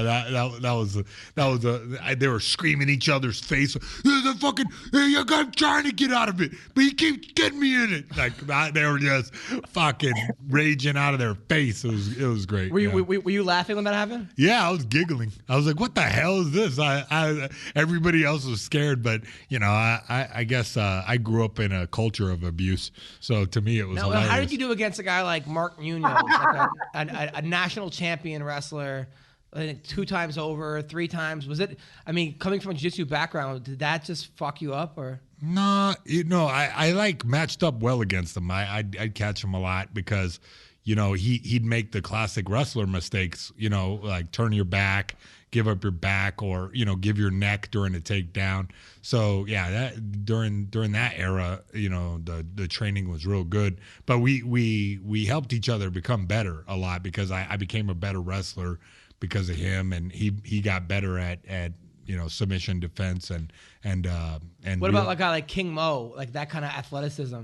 Yeah, that guy is a freak because like during our training sessions, it was similar, but he had this weird, the man's hands just so big. Like the dude, when he wrapped around your wrist, he could touch his own hands, no problem. Like that's how long his fingers were, and so he presented. He used to brag about beating you. He really? I used to read articles in Fight too. Magazine. Oh, really? And he'd be like, "Ask Mayhem how our training sessions went," or something. He did beat my ass a few times, but I was, on a weight class under him, and I gave him the business a few times too. So we were. It's hard to train. You see this guy, and you're like, "Oh, I would kill this fucking nerdy, vegan, fucking obnoxious comedian." Fucking take it down. But then I would watch him in training, and he was a fucking animal. He's that little fucking guy that just gets your neck and even when you came in that backed out one day after you left, people were talking about you at Henzo's like, fucking Jamie fucking cranked my neck. He's that little fucking guy, like Wasp or like Ant-Man that just fucking gets around you and just starts strangling you, and you're like, what the and all his anger for not being a bigger comic comes out, and just starts fucking I always whisper before I choke someone out, book me back on Rogan, and then I just walk But seriously, I mean, you're definitely people don't know how much you can fuck people up. Well, I think that a lot of people get better. Whenever I'm coaching white belts or blue belts, I always talk about the reason I got decent at jiu-jitsu is because I didn't tap anybody till I was a blue belt. I just got my ass kicked for years because I didn't have attributes. I was this scrawny vegan. I started at 28, so I was older than a lot of the guys. And I started at Marcelo's. When I was in high school, I did MMA stuff. And so I was probably in 2000, and I assumed my coach was a blue belt. I assumed I was a blue belt because for that school I was doing well. 10 years pass. I go to Marcelo's, and I was like, you know what? I'm probably a blue belt, but I'm going to be humble and go in as a white belt, and then I'll get promoted really fast. And dude, day one, I'm just getting the shit kicked out of me. And I'm like, I'm a white belt. I'm a fucking white belt. And then I got submitted every single day. And 2 things will happen. Someone will either, if that happens to them on their first day, they'll either quit and be like, well, if I could kick in the nuts or bite, it would be different. And they'll sign up for Krav Maga. Or you learn how to be technical. And you just accept that getting your ass kicked is part of it. And so I was like, I'm not going to be stronger than anyone. I'm not going to be faster than anyone. How can I use my old man intellect, or how can I find tricks or be more technical, And so that's why I got good. And people get so frustrated in those first 3 or 4 years, or when you just get your blue belt or whatever.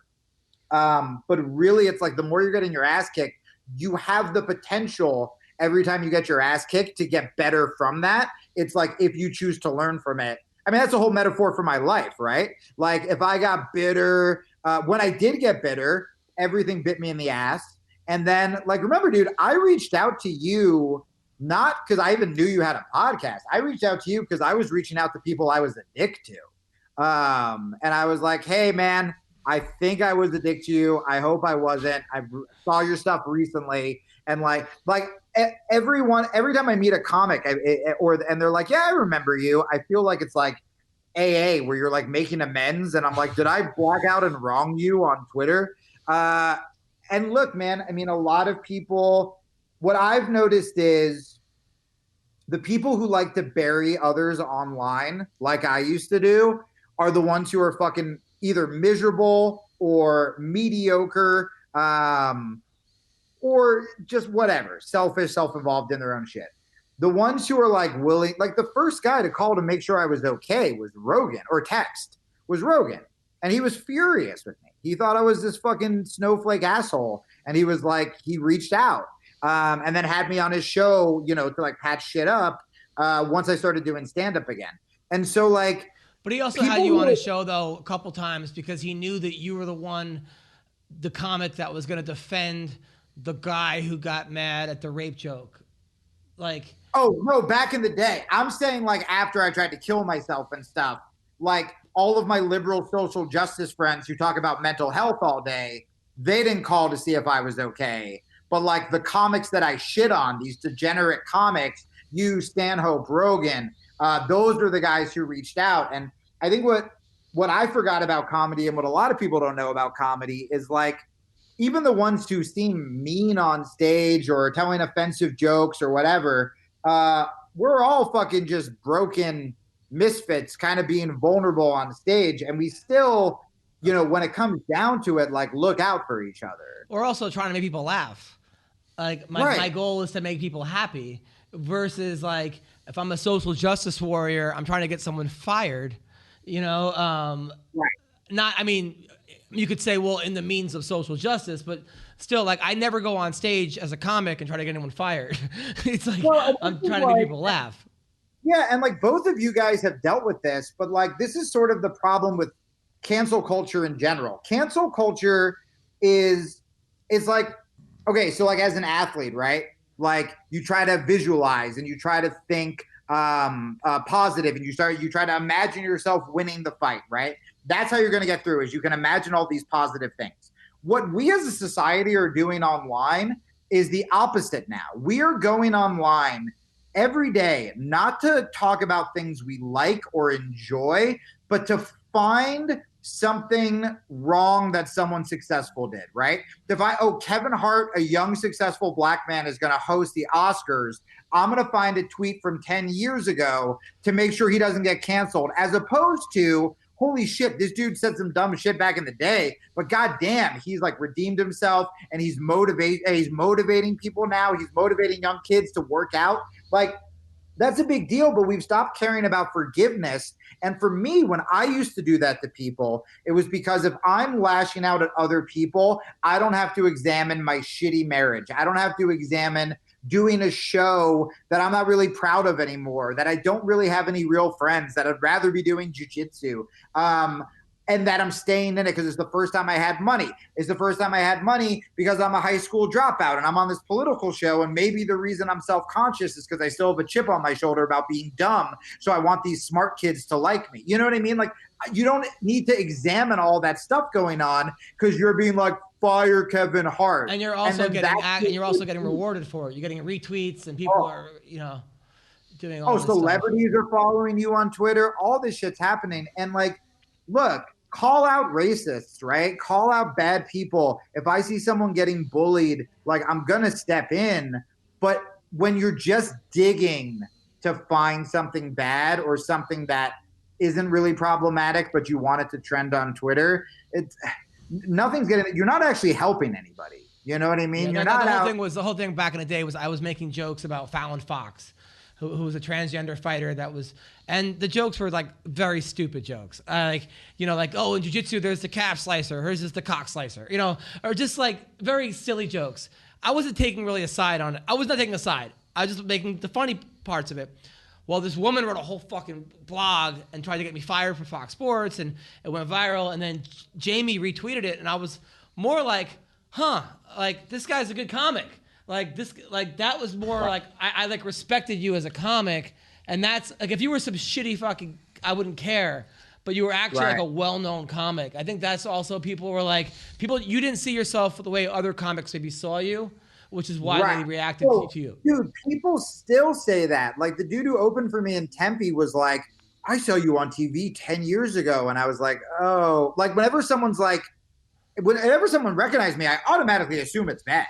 Like when someone's like, hey, you're Jamie Kilstein. I'm like, I didn't do that shit you heard about. And then it's like, no, I like saw you on Conan and you're like funny. And like, yeah, man, at the time, like, look, success doesn't matter if you hate yourself, right?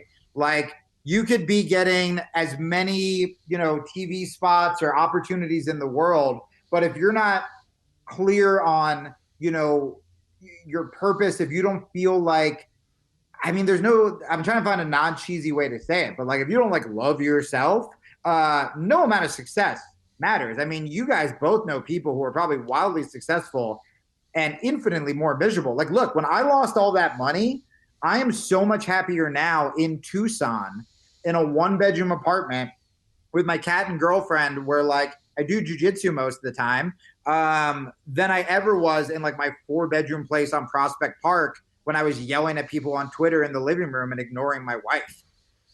Can you relate to that? I suppose. I mean, I'm miserable. No, but well, how would you say that do you think that your politics have changed? Because I just know you mostly from the politics side of things, and as I understood it, you're like a feminist sort of dude. Is that like still true today? Now that you've kind of like become the victim of feminism, kind? I mean, it kind of seems like that. So here's what a lot of my politics are the same on the surface level. Uh-oh. So, no. But I think you guys would agree with it, right? Like when I first became liberal, it was because I was a fan of like Bill Hicks and George Carlin. And I mean, people who would be canceled today, right? Like Carlin would always speak out against PC culture. Fucking Richard Pryor had like talked about domestic abuse. I became liberal through comedians. So like, my idea of liberal is like, I want to help people who are struggling. I think that like war is bad. Don't fucking like everyone should be equal, right? Like gay people should marry, we can marry. Everybody should be able to like do legalized drugs if they're not hurting anybody. I'm not like, don't be a fucking racist. These are things that conservatives agree with. The problem is liberals are taking it to this like extra insane level where, if you have an argument with your girlfriend, suddenly that's emotional abuse. If you sleep around consensually, you're a sex predator. And the problem is not only is that like obviously bad for guys, but it's really bad for women. The people who have reached out to me the most and being like, yo, what happened to you was fucked up, are not only women, they're women who have been abused, who have been like actually raped. And they're like, when I see someone saying they had a consensual one-night stand and they had a good time, but then, because you weren't their boyfriend or you didn't call them, that's abusive. They're like, I was fucking raped. That's awful. So I think the left, in a weird way, is ruining these causes that are still, I mean, I don't hang out with people who are like, fucking, I hate women, because no one hates women. Some women are fucking crazy and some women are fucking cool, right? Some gay people are fucking assholes and some gay people are cool. Everyone should have equal rights. That's fucking widely accepted. But now with the internet, it's like people have to like out woke each other. And that's what I used to do, and prove that you're more progressive than everyone else. So where I'm at now is I have a lot of the same politics. I've definitely moved to the center on a lot of issues. But the biggest thing is I have a shitload of conservative friends, and the left hates that. And the left will call you a charlatan if you go on a conservative show or whatever. But I think that even as a liberal, or if you're a conservative, you need to be talking to people who disagree with you, because that's how you're going to come up with solutions. If I'm calling every conservative a Nazi just to look cool on Twitter, how am I ever going to get them to hear my point of view? I'm not. So it's counterproductive as a liberal. And it's also just fucking sad. I mean, I was just saying this to a friend of mine today. All of my like liberal feminist friends who talked about like we need more representation of people of color in Hollywood, they were the whitest fucking people I ever hung out with. I didn't hang out with actual minorities until I started doing jiu-jitsu. And guess what? Some of those fucking minorities are conservative. All of them, Burchek will use more racist language than I'd hear at a Klan meeting, and he's Mexican. You know what I mean? Like, these are just his funny wife's worse. dudes. Yeah. What's that? I said his wife is worse. Oh my God. And they're the most amazing, loving people on the fucking planet, and they just know like a joke's a joke. So, but don't you find it kind of strange though that you were like part of this kind of social justice like attack mob, and then it rose up to bite you right in the ass? Yeah, and don't you find that? Don't you see the irony in it? That like you were kind of leading the charge on that type of stuff, and then the minute that you were, smashing chicks consensually, that you're now, like that. I mean, they came after you because they canceled you because of that. Yeah, man. And there's part of me that I'm like, I do wonder sometimes when I'm being honest with myself, is like, if that didn't happen, would I still be doing the same thing? And like, I hope not, because I mainly hang out with like comics and jiu-jitsu people now. I said this on Rogan's, where it was a crazy fucking feeling when you spend years typing #BelieveAllWomen, and then a bunch of untrue shit said about you. And then you're like, #don't believe Diana, don't believe her, where all these crazy things I used to say, just automatically assuming that every guy is guilty. Suddenly I'm like, oh, but like I didn't do those things. And that's I didn't even defend myself right away. I just disappeared because I'm like, anything I say to defend myself completely contradicts everything that I've been saying. I know, and the thing for me is like, a part of me wanted to be like, yeah, let's get him. But then I'm like, fucking, that's not helping. Like it's not helping piling on you. It's like, who cares? It's just. Like, I'll say that everybody has fucked up. And everybody has slept with someone they shouldn't have. And everyone has been a shittier boyfriend or a girlfriend. And women have done fucking batshit crazy shit to me. And I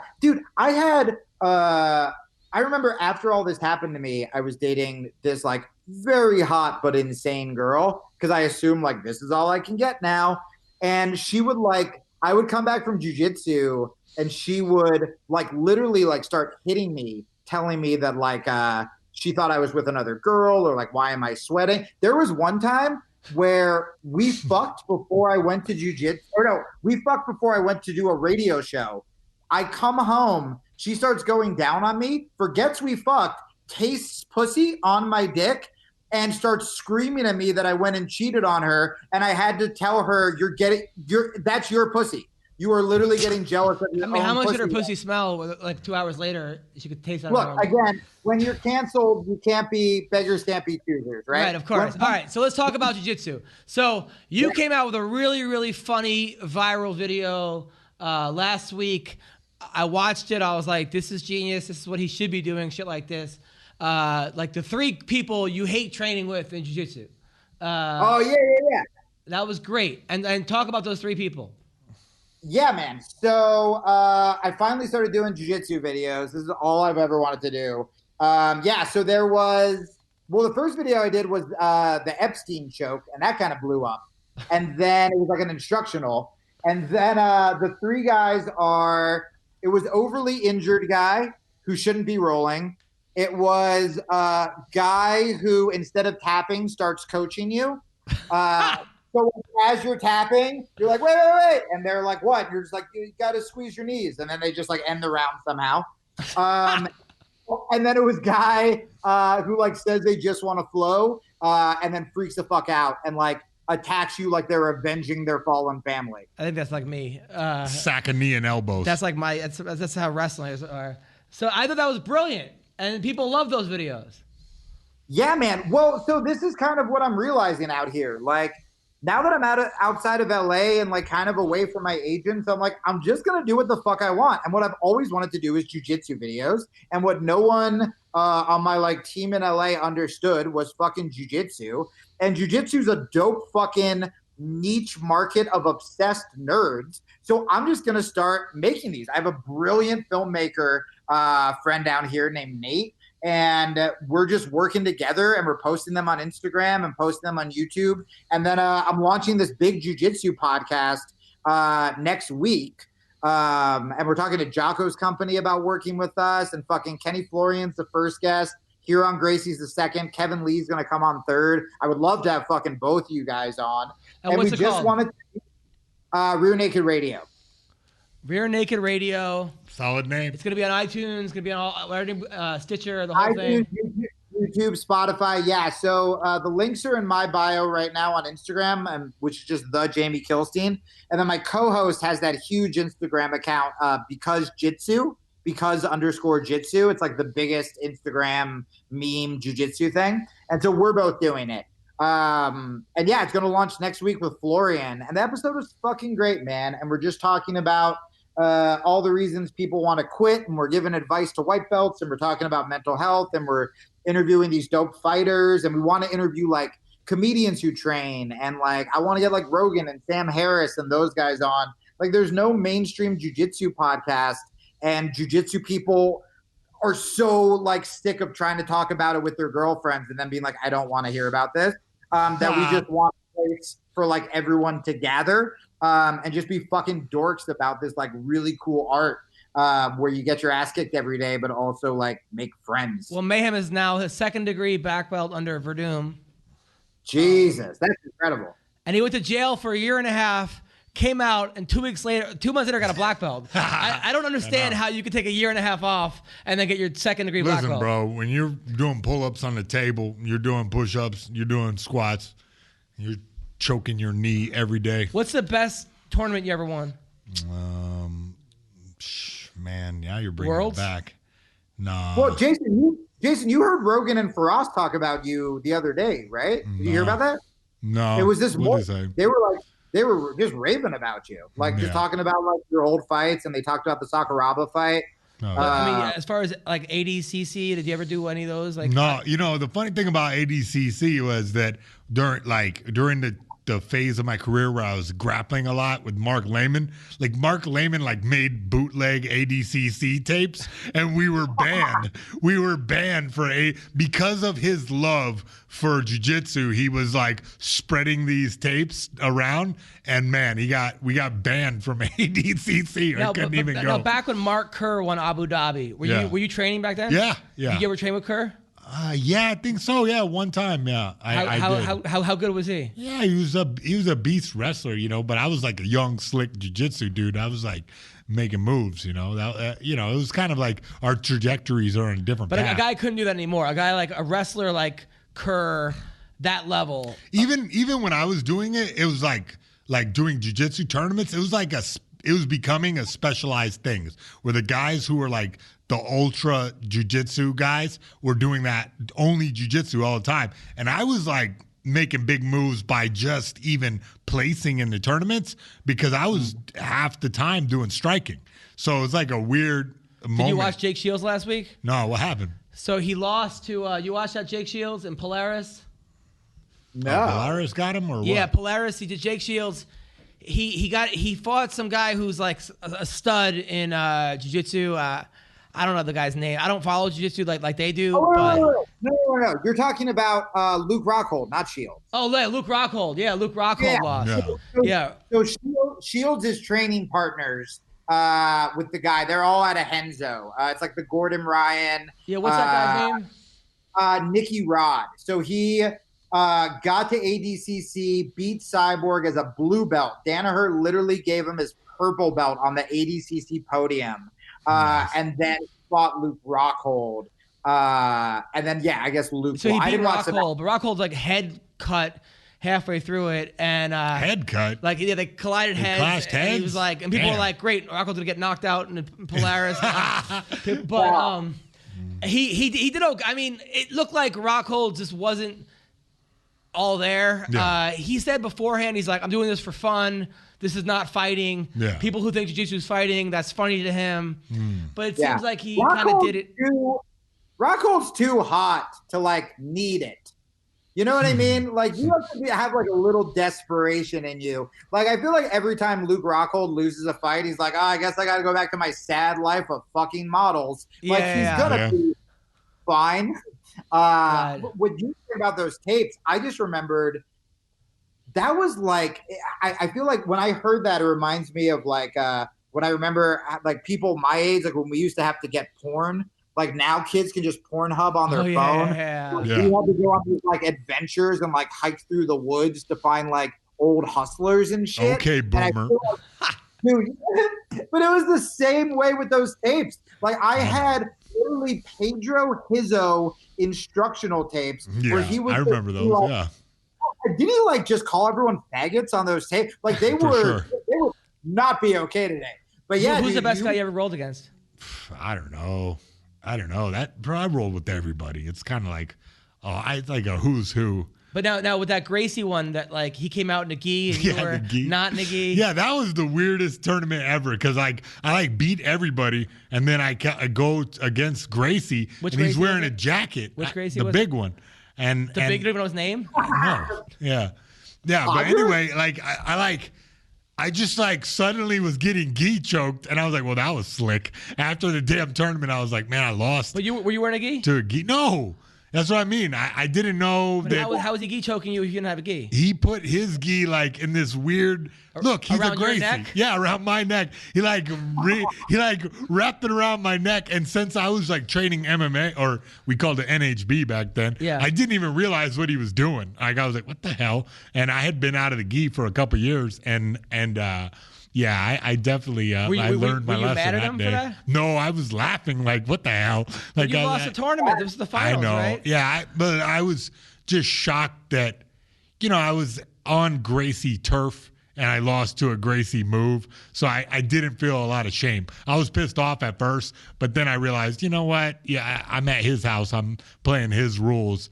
Now, when you rolled with Daniel Cormier, right? Cormier came to the gym, and you tapped him a couple times. Yeah, but I mean, this is back before he was the champ. This is back before he was just stepping in. So I got my shits and giggles on him. Did you know that he was going to be the champ one day? Yeah. Well, here's the thing is that during one of our sparring, I was like lighting him up, but it was MMA sparring. So he was like, ducking and dodging, like getting punched in the face. And I was shocked. I was like, this dude's going to fight MMA, but then he like took me on a ride, threw me like ass over tea kettle to the point where like I had time to go, wee, and I realized, okay, this dude is like a specimen. So, and it was my hope to help teach him how to box and how to do the rest of mixed martial arts to complement his already awesome wrestling. But were there guys like Sokoju that you train with that you're like, this is the strongest guy I've ever went up against? Like, how did he not become champion? Or but it goes back to that thing like that everybody has a set of skills that they come into the game with, and when you're sparring against dudes, you do the best to drag the game into an area where you can win. Same as a fight. Like you try to make it happen. But Sokoju's a specimen, Cormier's a specimen. It's like everybody has their skill set, Was there a guy that you were like, man, this guy sucks, and then all of a sudden he's winning, knocking people out? You're like, wow, how the fuck did that happen? Nah, I mean, not that. I'm saying people say that like Kelvin Gastelum's a guy. Yeah, one of those. They're like, I've definitely seen everybody dudes roughs him up, and then he's knocking everyone out. I've definitely seen dudes that are gamers. That's for sure. That are not like maybe you'll get off on him in practice, but then when he goes to game time, he really turns it up, and that's always an interesting. And you see the opposite too, where you're like, in practice, Yeah. this guy's like people said Mike Pyle. Mike Pyle would, he would chill in the room. He would like be kind of playful and whatever. Yeah, and he would show up and do pretty damn awesome. Pretty awesome. But people say like if Pyle fought the way he did in practice, he would have been the champion for a long time. But sometimes the lights get to you, or maybe the nerves get to you. Or Jamie, have you ever had a real fight? No, I've just done. I was actually going to ask Jason a question on that because like I've done like Muay Thai smokers and then jiu-jitsu competitions, and so. When I had like the year I competed, I got like all silvers. I never got gold. So silver world, silver Pan Am, silver the trials. And Robert Drysdale was coaching me during the finals, and he could tell that I was happy with silver. And he called me over. I literally hit the mat when I got silver, like I won the whole thing. And I don't know if it's because I was like never an athlete. I was never an athlete in high school. And I set the bar so low for myself, but I never found that way. I'm way better in the room. I mean, silver's still good, right? But like, I've never had that like fucking kill or be killed drive. I'm still really like loose when I compete. And I don't know. I don't really know how to turn that switch. Like, is there something that you would do, Jason? Because you don't seem like you're like a dick on the mat, like, when you're training, but like how to transfer that. Cause I play best when I am playful, when I am kind of counter fighting. And then I go into a competition and some guy is just like fucking mean mugging me and swatting my head. And there's part of me that I'm like, what are you doing? Like assuming we're not in a fucking fight. And so I've just never had that like competitive part of me. Like I like putting on a show and being playful. But I really kind of like, because Burchak really wants me to compete, and I've been debating it. Yeah, I think that there's kind of a mental game you have to play with yourself, because I agree with you on that whole like being playful and relaxed. Like that, I've had my best performances when I was like, I danced that line between creative and relaxed and competitive, and I think it's more of a mindset to get into right before you step on the mat or in the cage. Like it's like it happens way before, because for you to keep that happiness going, that's why I always danced, because like I wanted to stay happy and stay like, yeah, this is a fun game that I'm playing, instead of okay, I'm quiet and I'm brooding and I'm angry, because the fights that I did like that, I lost because like I would just blow it because I would get too aggressive, or I couldn't calm down, and like I would make mistakes. So yeah, for each athlete it's different, but I think that getting in that competitive mode and dancing that line of relaxation and creativity and staying in the moment, that's where the science points these days. And I guess what, on Saturday we're going to coach the kids, and I'm going to try to get that in their head. I love it. They have a first match coming up.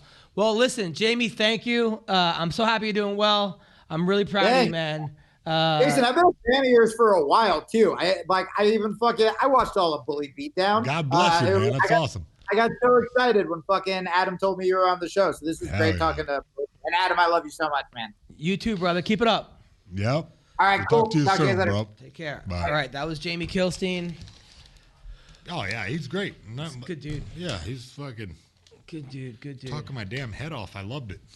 Just rapid fire. That guy had an answer for everything. All right, so let's talk about some fights this week. Coming up, UFC Washington.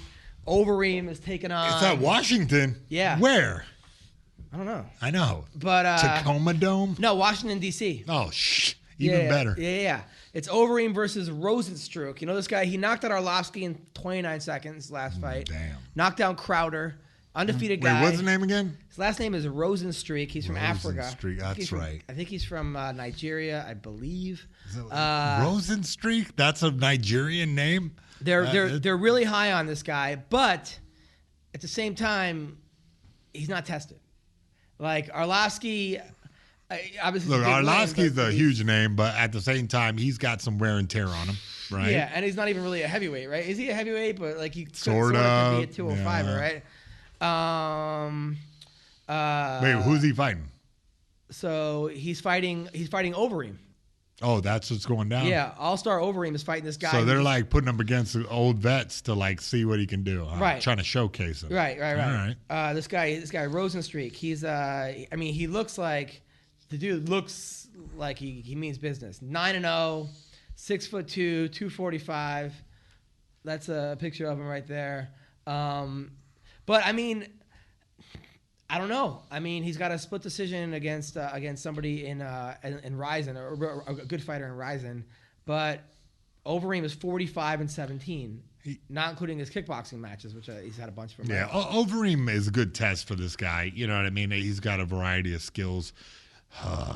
It's just one of those. I want to see Overeem win, but it seems like this young dude's on fire right now. Oh, yeah, they're trying to build him up against, and it's not that hard to do in the heavyweight division, because think about it. I mean, it's a lottery for the young guy usually, because the older guy has been KO'd a bunch of times. I mean, that's just the business. And Overeem seems to leave his chin out sometimes. And Overeem, he still thinks he's a 205-pound kickboxer. You know what I mean? He fights like he used to. Well, juiced up Overeem was man, you mean Uberine? Yeah, that was I remember. Guy. Yeah, a different guy.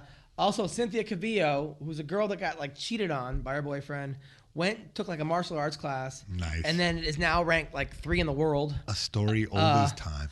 And is awesome. Super cool chick. Got suspended for like marijuana for like a year or some bullshit. Gangster.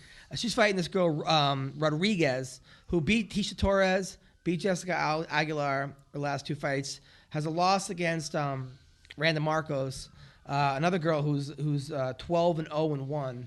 Oh no, I guess she has a draw against Marcos. I like Cavillo though. This girl's tough Mexican girl. I got to do some research before I comment on that, but I mean, should be fun. Ben Rothwell versus Stefan Struve. It's about time that happened. It's like a Bellator main event. It's kind of like a parking lot, like you know what I mean? Country bar. Struve comes in. He's wearing like a lumberjack hat. He's all pissed off at Ben Rothwell for stealing his girl. So he just comes in there. They go meet in the parking lot. Everybody pulls their pickups around. I mean, it's just the way the dudes look. They're both awesome fighters. Stephen though I love Stephen. He's the guy that was in the hospital that was like, MMA Roasted, please cheer me up. I'm fucking medication. I got my tooth went through my lip. Yeah, he's a good dude. He is. And I always talk about how he looks like Matt Serra got run over by a cement mixer. Yeah. Like he's 3 members. He's so tall. Like what the hell? But both dudes are great fighters and they're fucking huge. But I get what you're saying. His fight IQ sometimes. Like Mark Hunt knocked him out. What do you mean? That's what we want to see. We want to see 2 dummies go for it. You know what I mean? They fight with passion. But why is the guy like Stephen getting knocked out by Mark Hunt? Like Mark Hunt's like 5'3". You go fight Mark Hunt. I would never fight Mark Hunt, but if I was 6'11", how could he reach his chin? What do you mean, man? Bro, listen, the height difference is not that big inside there, especially if he's swinging a haymaker at your damn head. Really? Is that a Struve? What do you expect him to do? Put his chin backwards and like sway out the way? That's just not how it works. You just said 6'11". No, bro. 7 foot. He just gained an inch by you talking about him? He's 7 foot. Against Ben Rothwell, I don't know. I mean, Ben Rothwell's a beast. He like has a good strategy, like you know. Remember from the IFL days. But it's weird because he's like the short guy in this fight, which is I mean, 6'4". that's what I'm saying. But he's like the short guy, big dude. And so it's going to be weird to see what the hell he's going to do when he got to play as the short guy. You know. He came to my show. I said he met his wife on Farmers Only. Nice. He was a good sport. I like. I'm happy for a while. He was trying to do like WWE gimmicks. Oh really? Where he tried to like evil laughter. Ben Oh Rothwell. wait, yeah, I saw that actually. It was kind of strange. That's funny. Whatever. I liked it. I thought it was hilarious. All right. So who do you like in that fight? Oof. right? I don't know. How could Struve win? He can keep the Submission? jab out there. He can, I don't know, foul him. I mean, how could he win? I mean, man, I think he could win like a motherfucker. Like, I mean, he's a guy that has a win over Stipe Miocic. yeah, that's what I'm saying. I yeah. mean, by guillotine, standing guillotine. Listen, that dude is he's a beast. So I think a submission could come out of that from Struve. Ben Rothwell can gas himself out. I've seen him do it before. Barnett by like titty fuck. You see Yeah, that one? yeah, Like that was He weird. just took his head, Yeah. put it between his tits, Listen. put them together. And Barnett is Oh, my awesome. God. It's like I Barnett's know. fighting in Bellator. He's fighting. I know, huh? He's making his debut. Who's he I read fighting? He's that. fighting somebody good. Brazilian dude. So We'll talk about that later. all right, Cody Stamen, who's a guy who was an amazing fighter. He's that Team Alpha Male. Now he's at the PI. He's a guy. He lost to Aljamain Sterling, some crazy submission. He's fighting Song Yadong. Great name, Man, I'll tell you. Yadong. Man, you dong, don't you? Cody should win. Rob Font, good fighter, fighting Ricky Simone. Everybody was high on Ricky Simone. Then he got knocked out by Uriah Faber. And he was talking shit to Faber. This is like Faber's comeback fight. Yeah. And everyone's picking Ricky Simone. He's got a mullet. He's fucking on his way up. And Faber wins. Knocks him out in one round. It was kind of a quick stoppage, I have to say. But Rob Font's good. I think Ricky should win this fight. Thiago Alves, Tim Means. Uh-huh. Tim Means went to jail. He told me back in the day. He said that they would know if you were jerking off because you would like put like a towel in like the hole. Wow. And then people wouldn't come in if that was is that what you guys did or no? No, we just Spider-Man'd at each other. Could you hear guys jerking off in the other? Yeah. And what did you do? Look away. Really? Yeah. Cry. That's horrible. Also, Bryce Mitchell's on the card. He's a kid from Arkansas, one Ultimate Fighter. He also has like a job where he does like construction. He drilled his nutsack with a power drill. Every time you tell me the story, I'm like hurting even worse. And he posted a picture of his boxer shorts. As people are wont to do. I mean, you want to see the evidence. Really? No. Nobody wants to see that. He's fighting. So yes, that's this week. Next week is Colby Usman. That's next week? I thought it was this week already. No, that's December 14th. All right. We'll get into that next week then. Well, I'm going to be in Vegas next week. Oh, All hell week. Who do you like in that fight? I mean, If I get tickets, will you come out to Vegas for the show? You can't, can you? I think I can. Maybe. You have curfew? More than likely.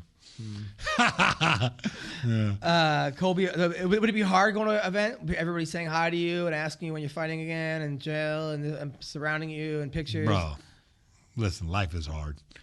Yeah, I'm taking on life one day at a time. Doing fine. Do you ever worry that people might take shots at you for things you might have done back in the day?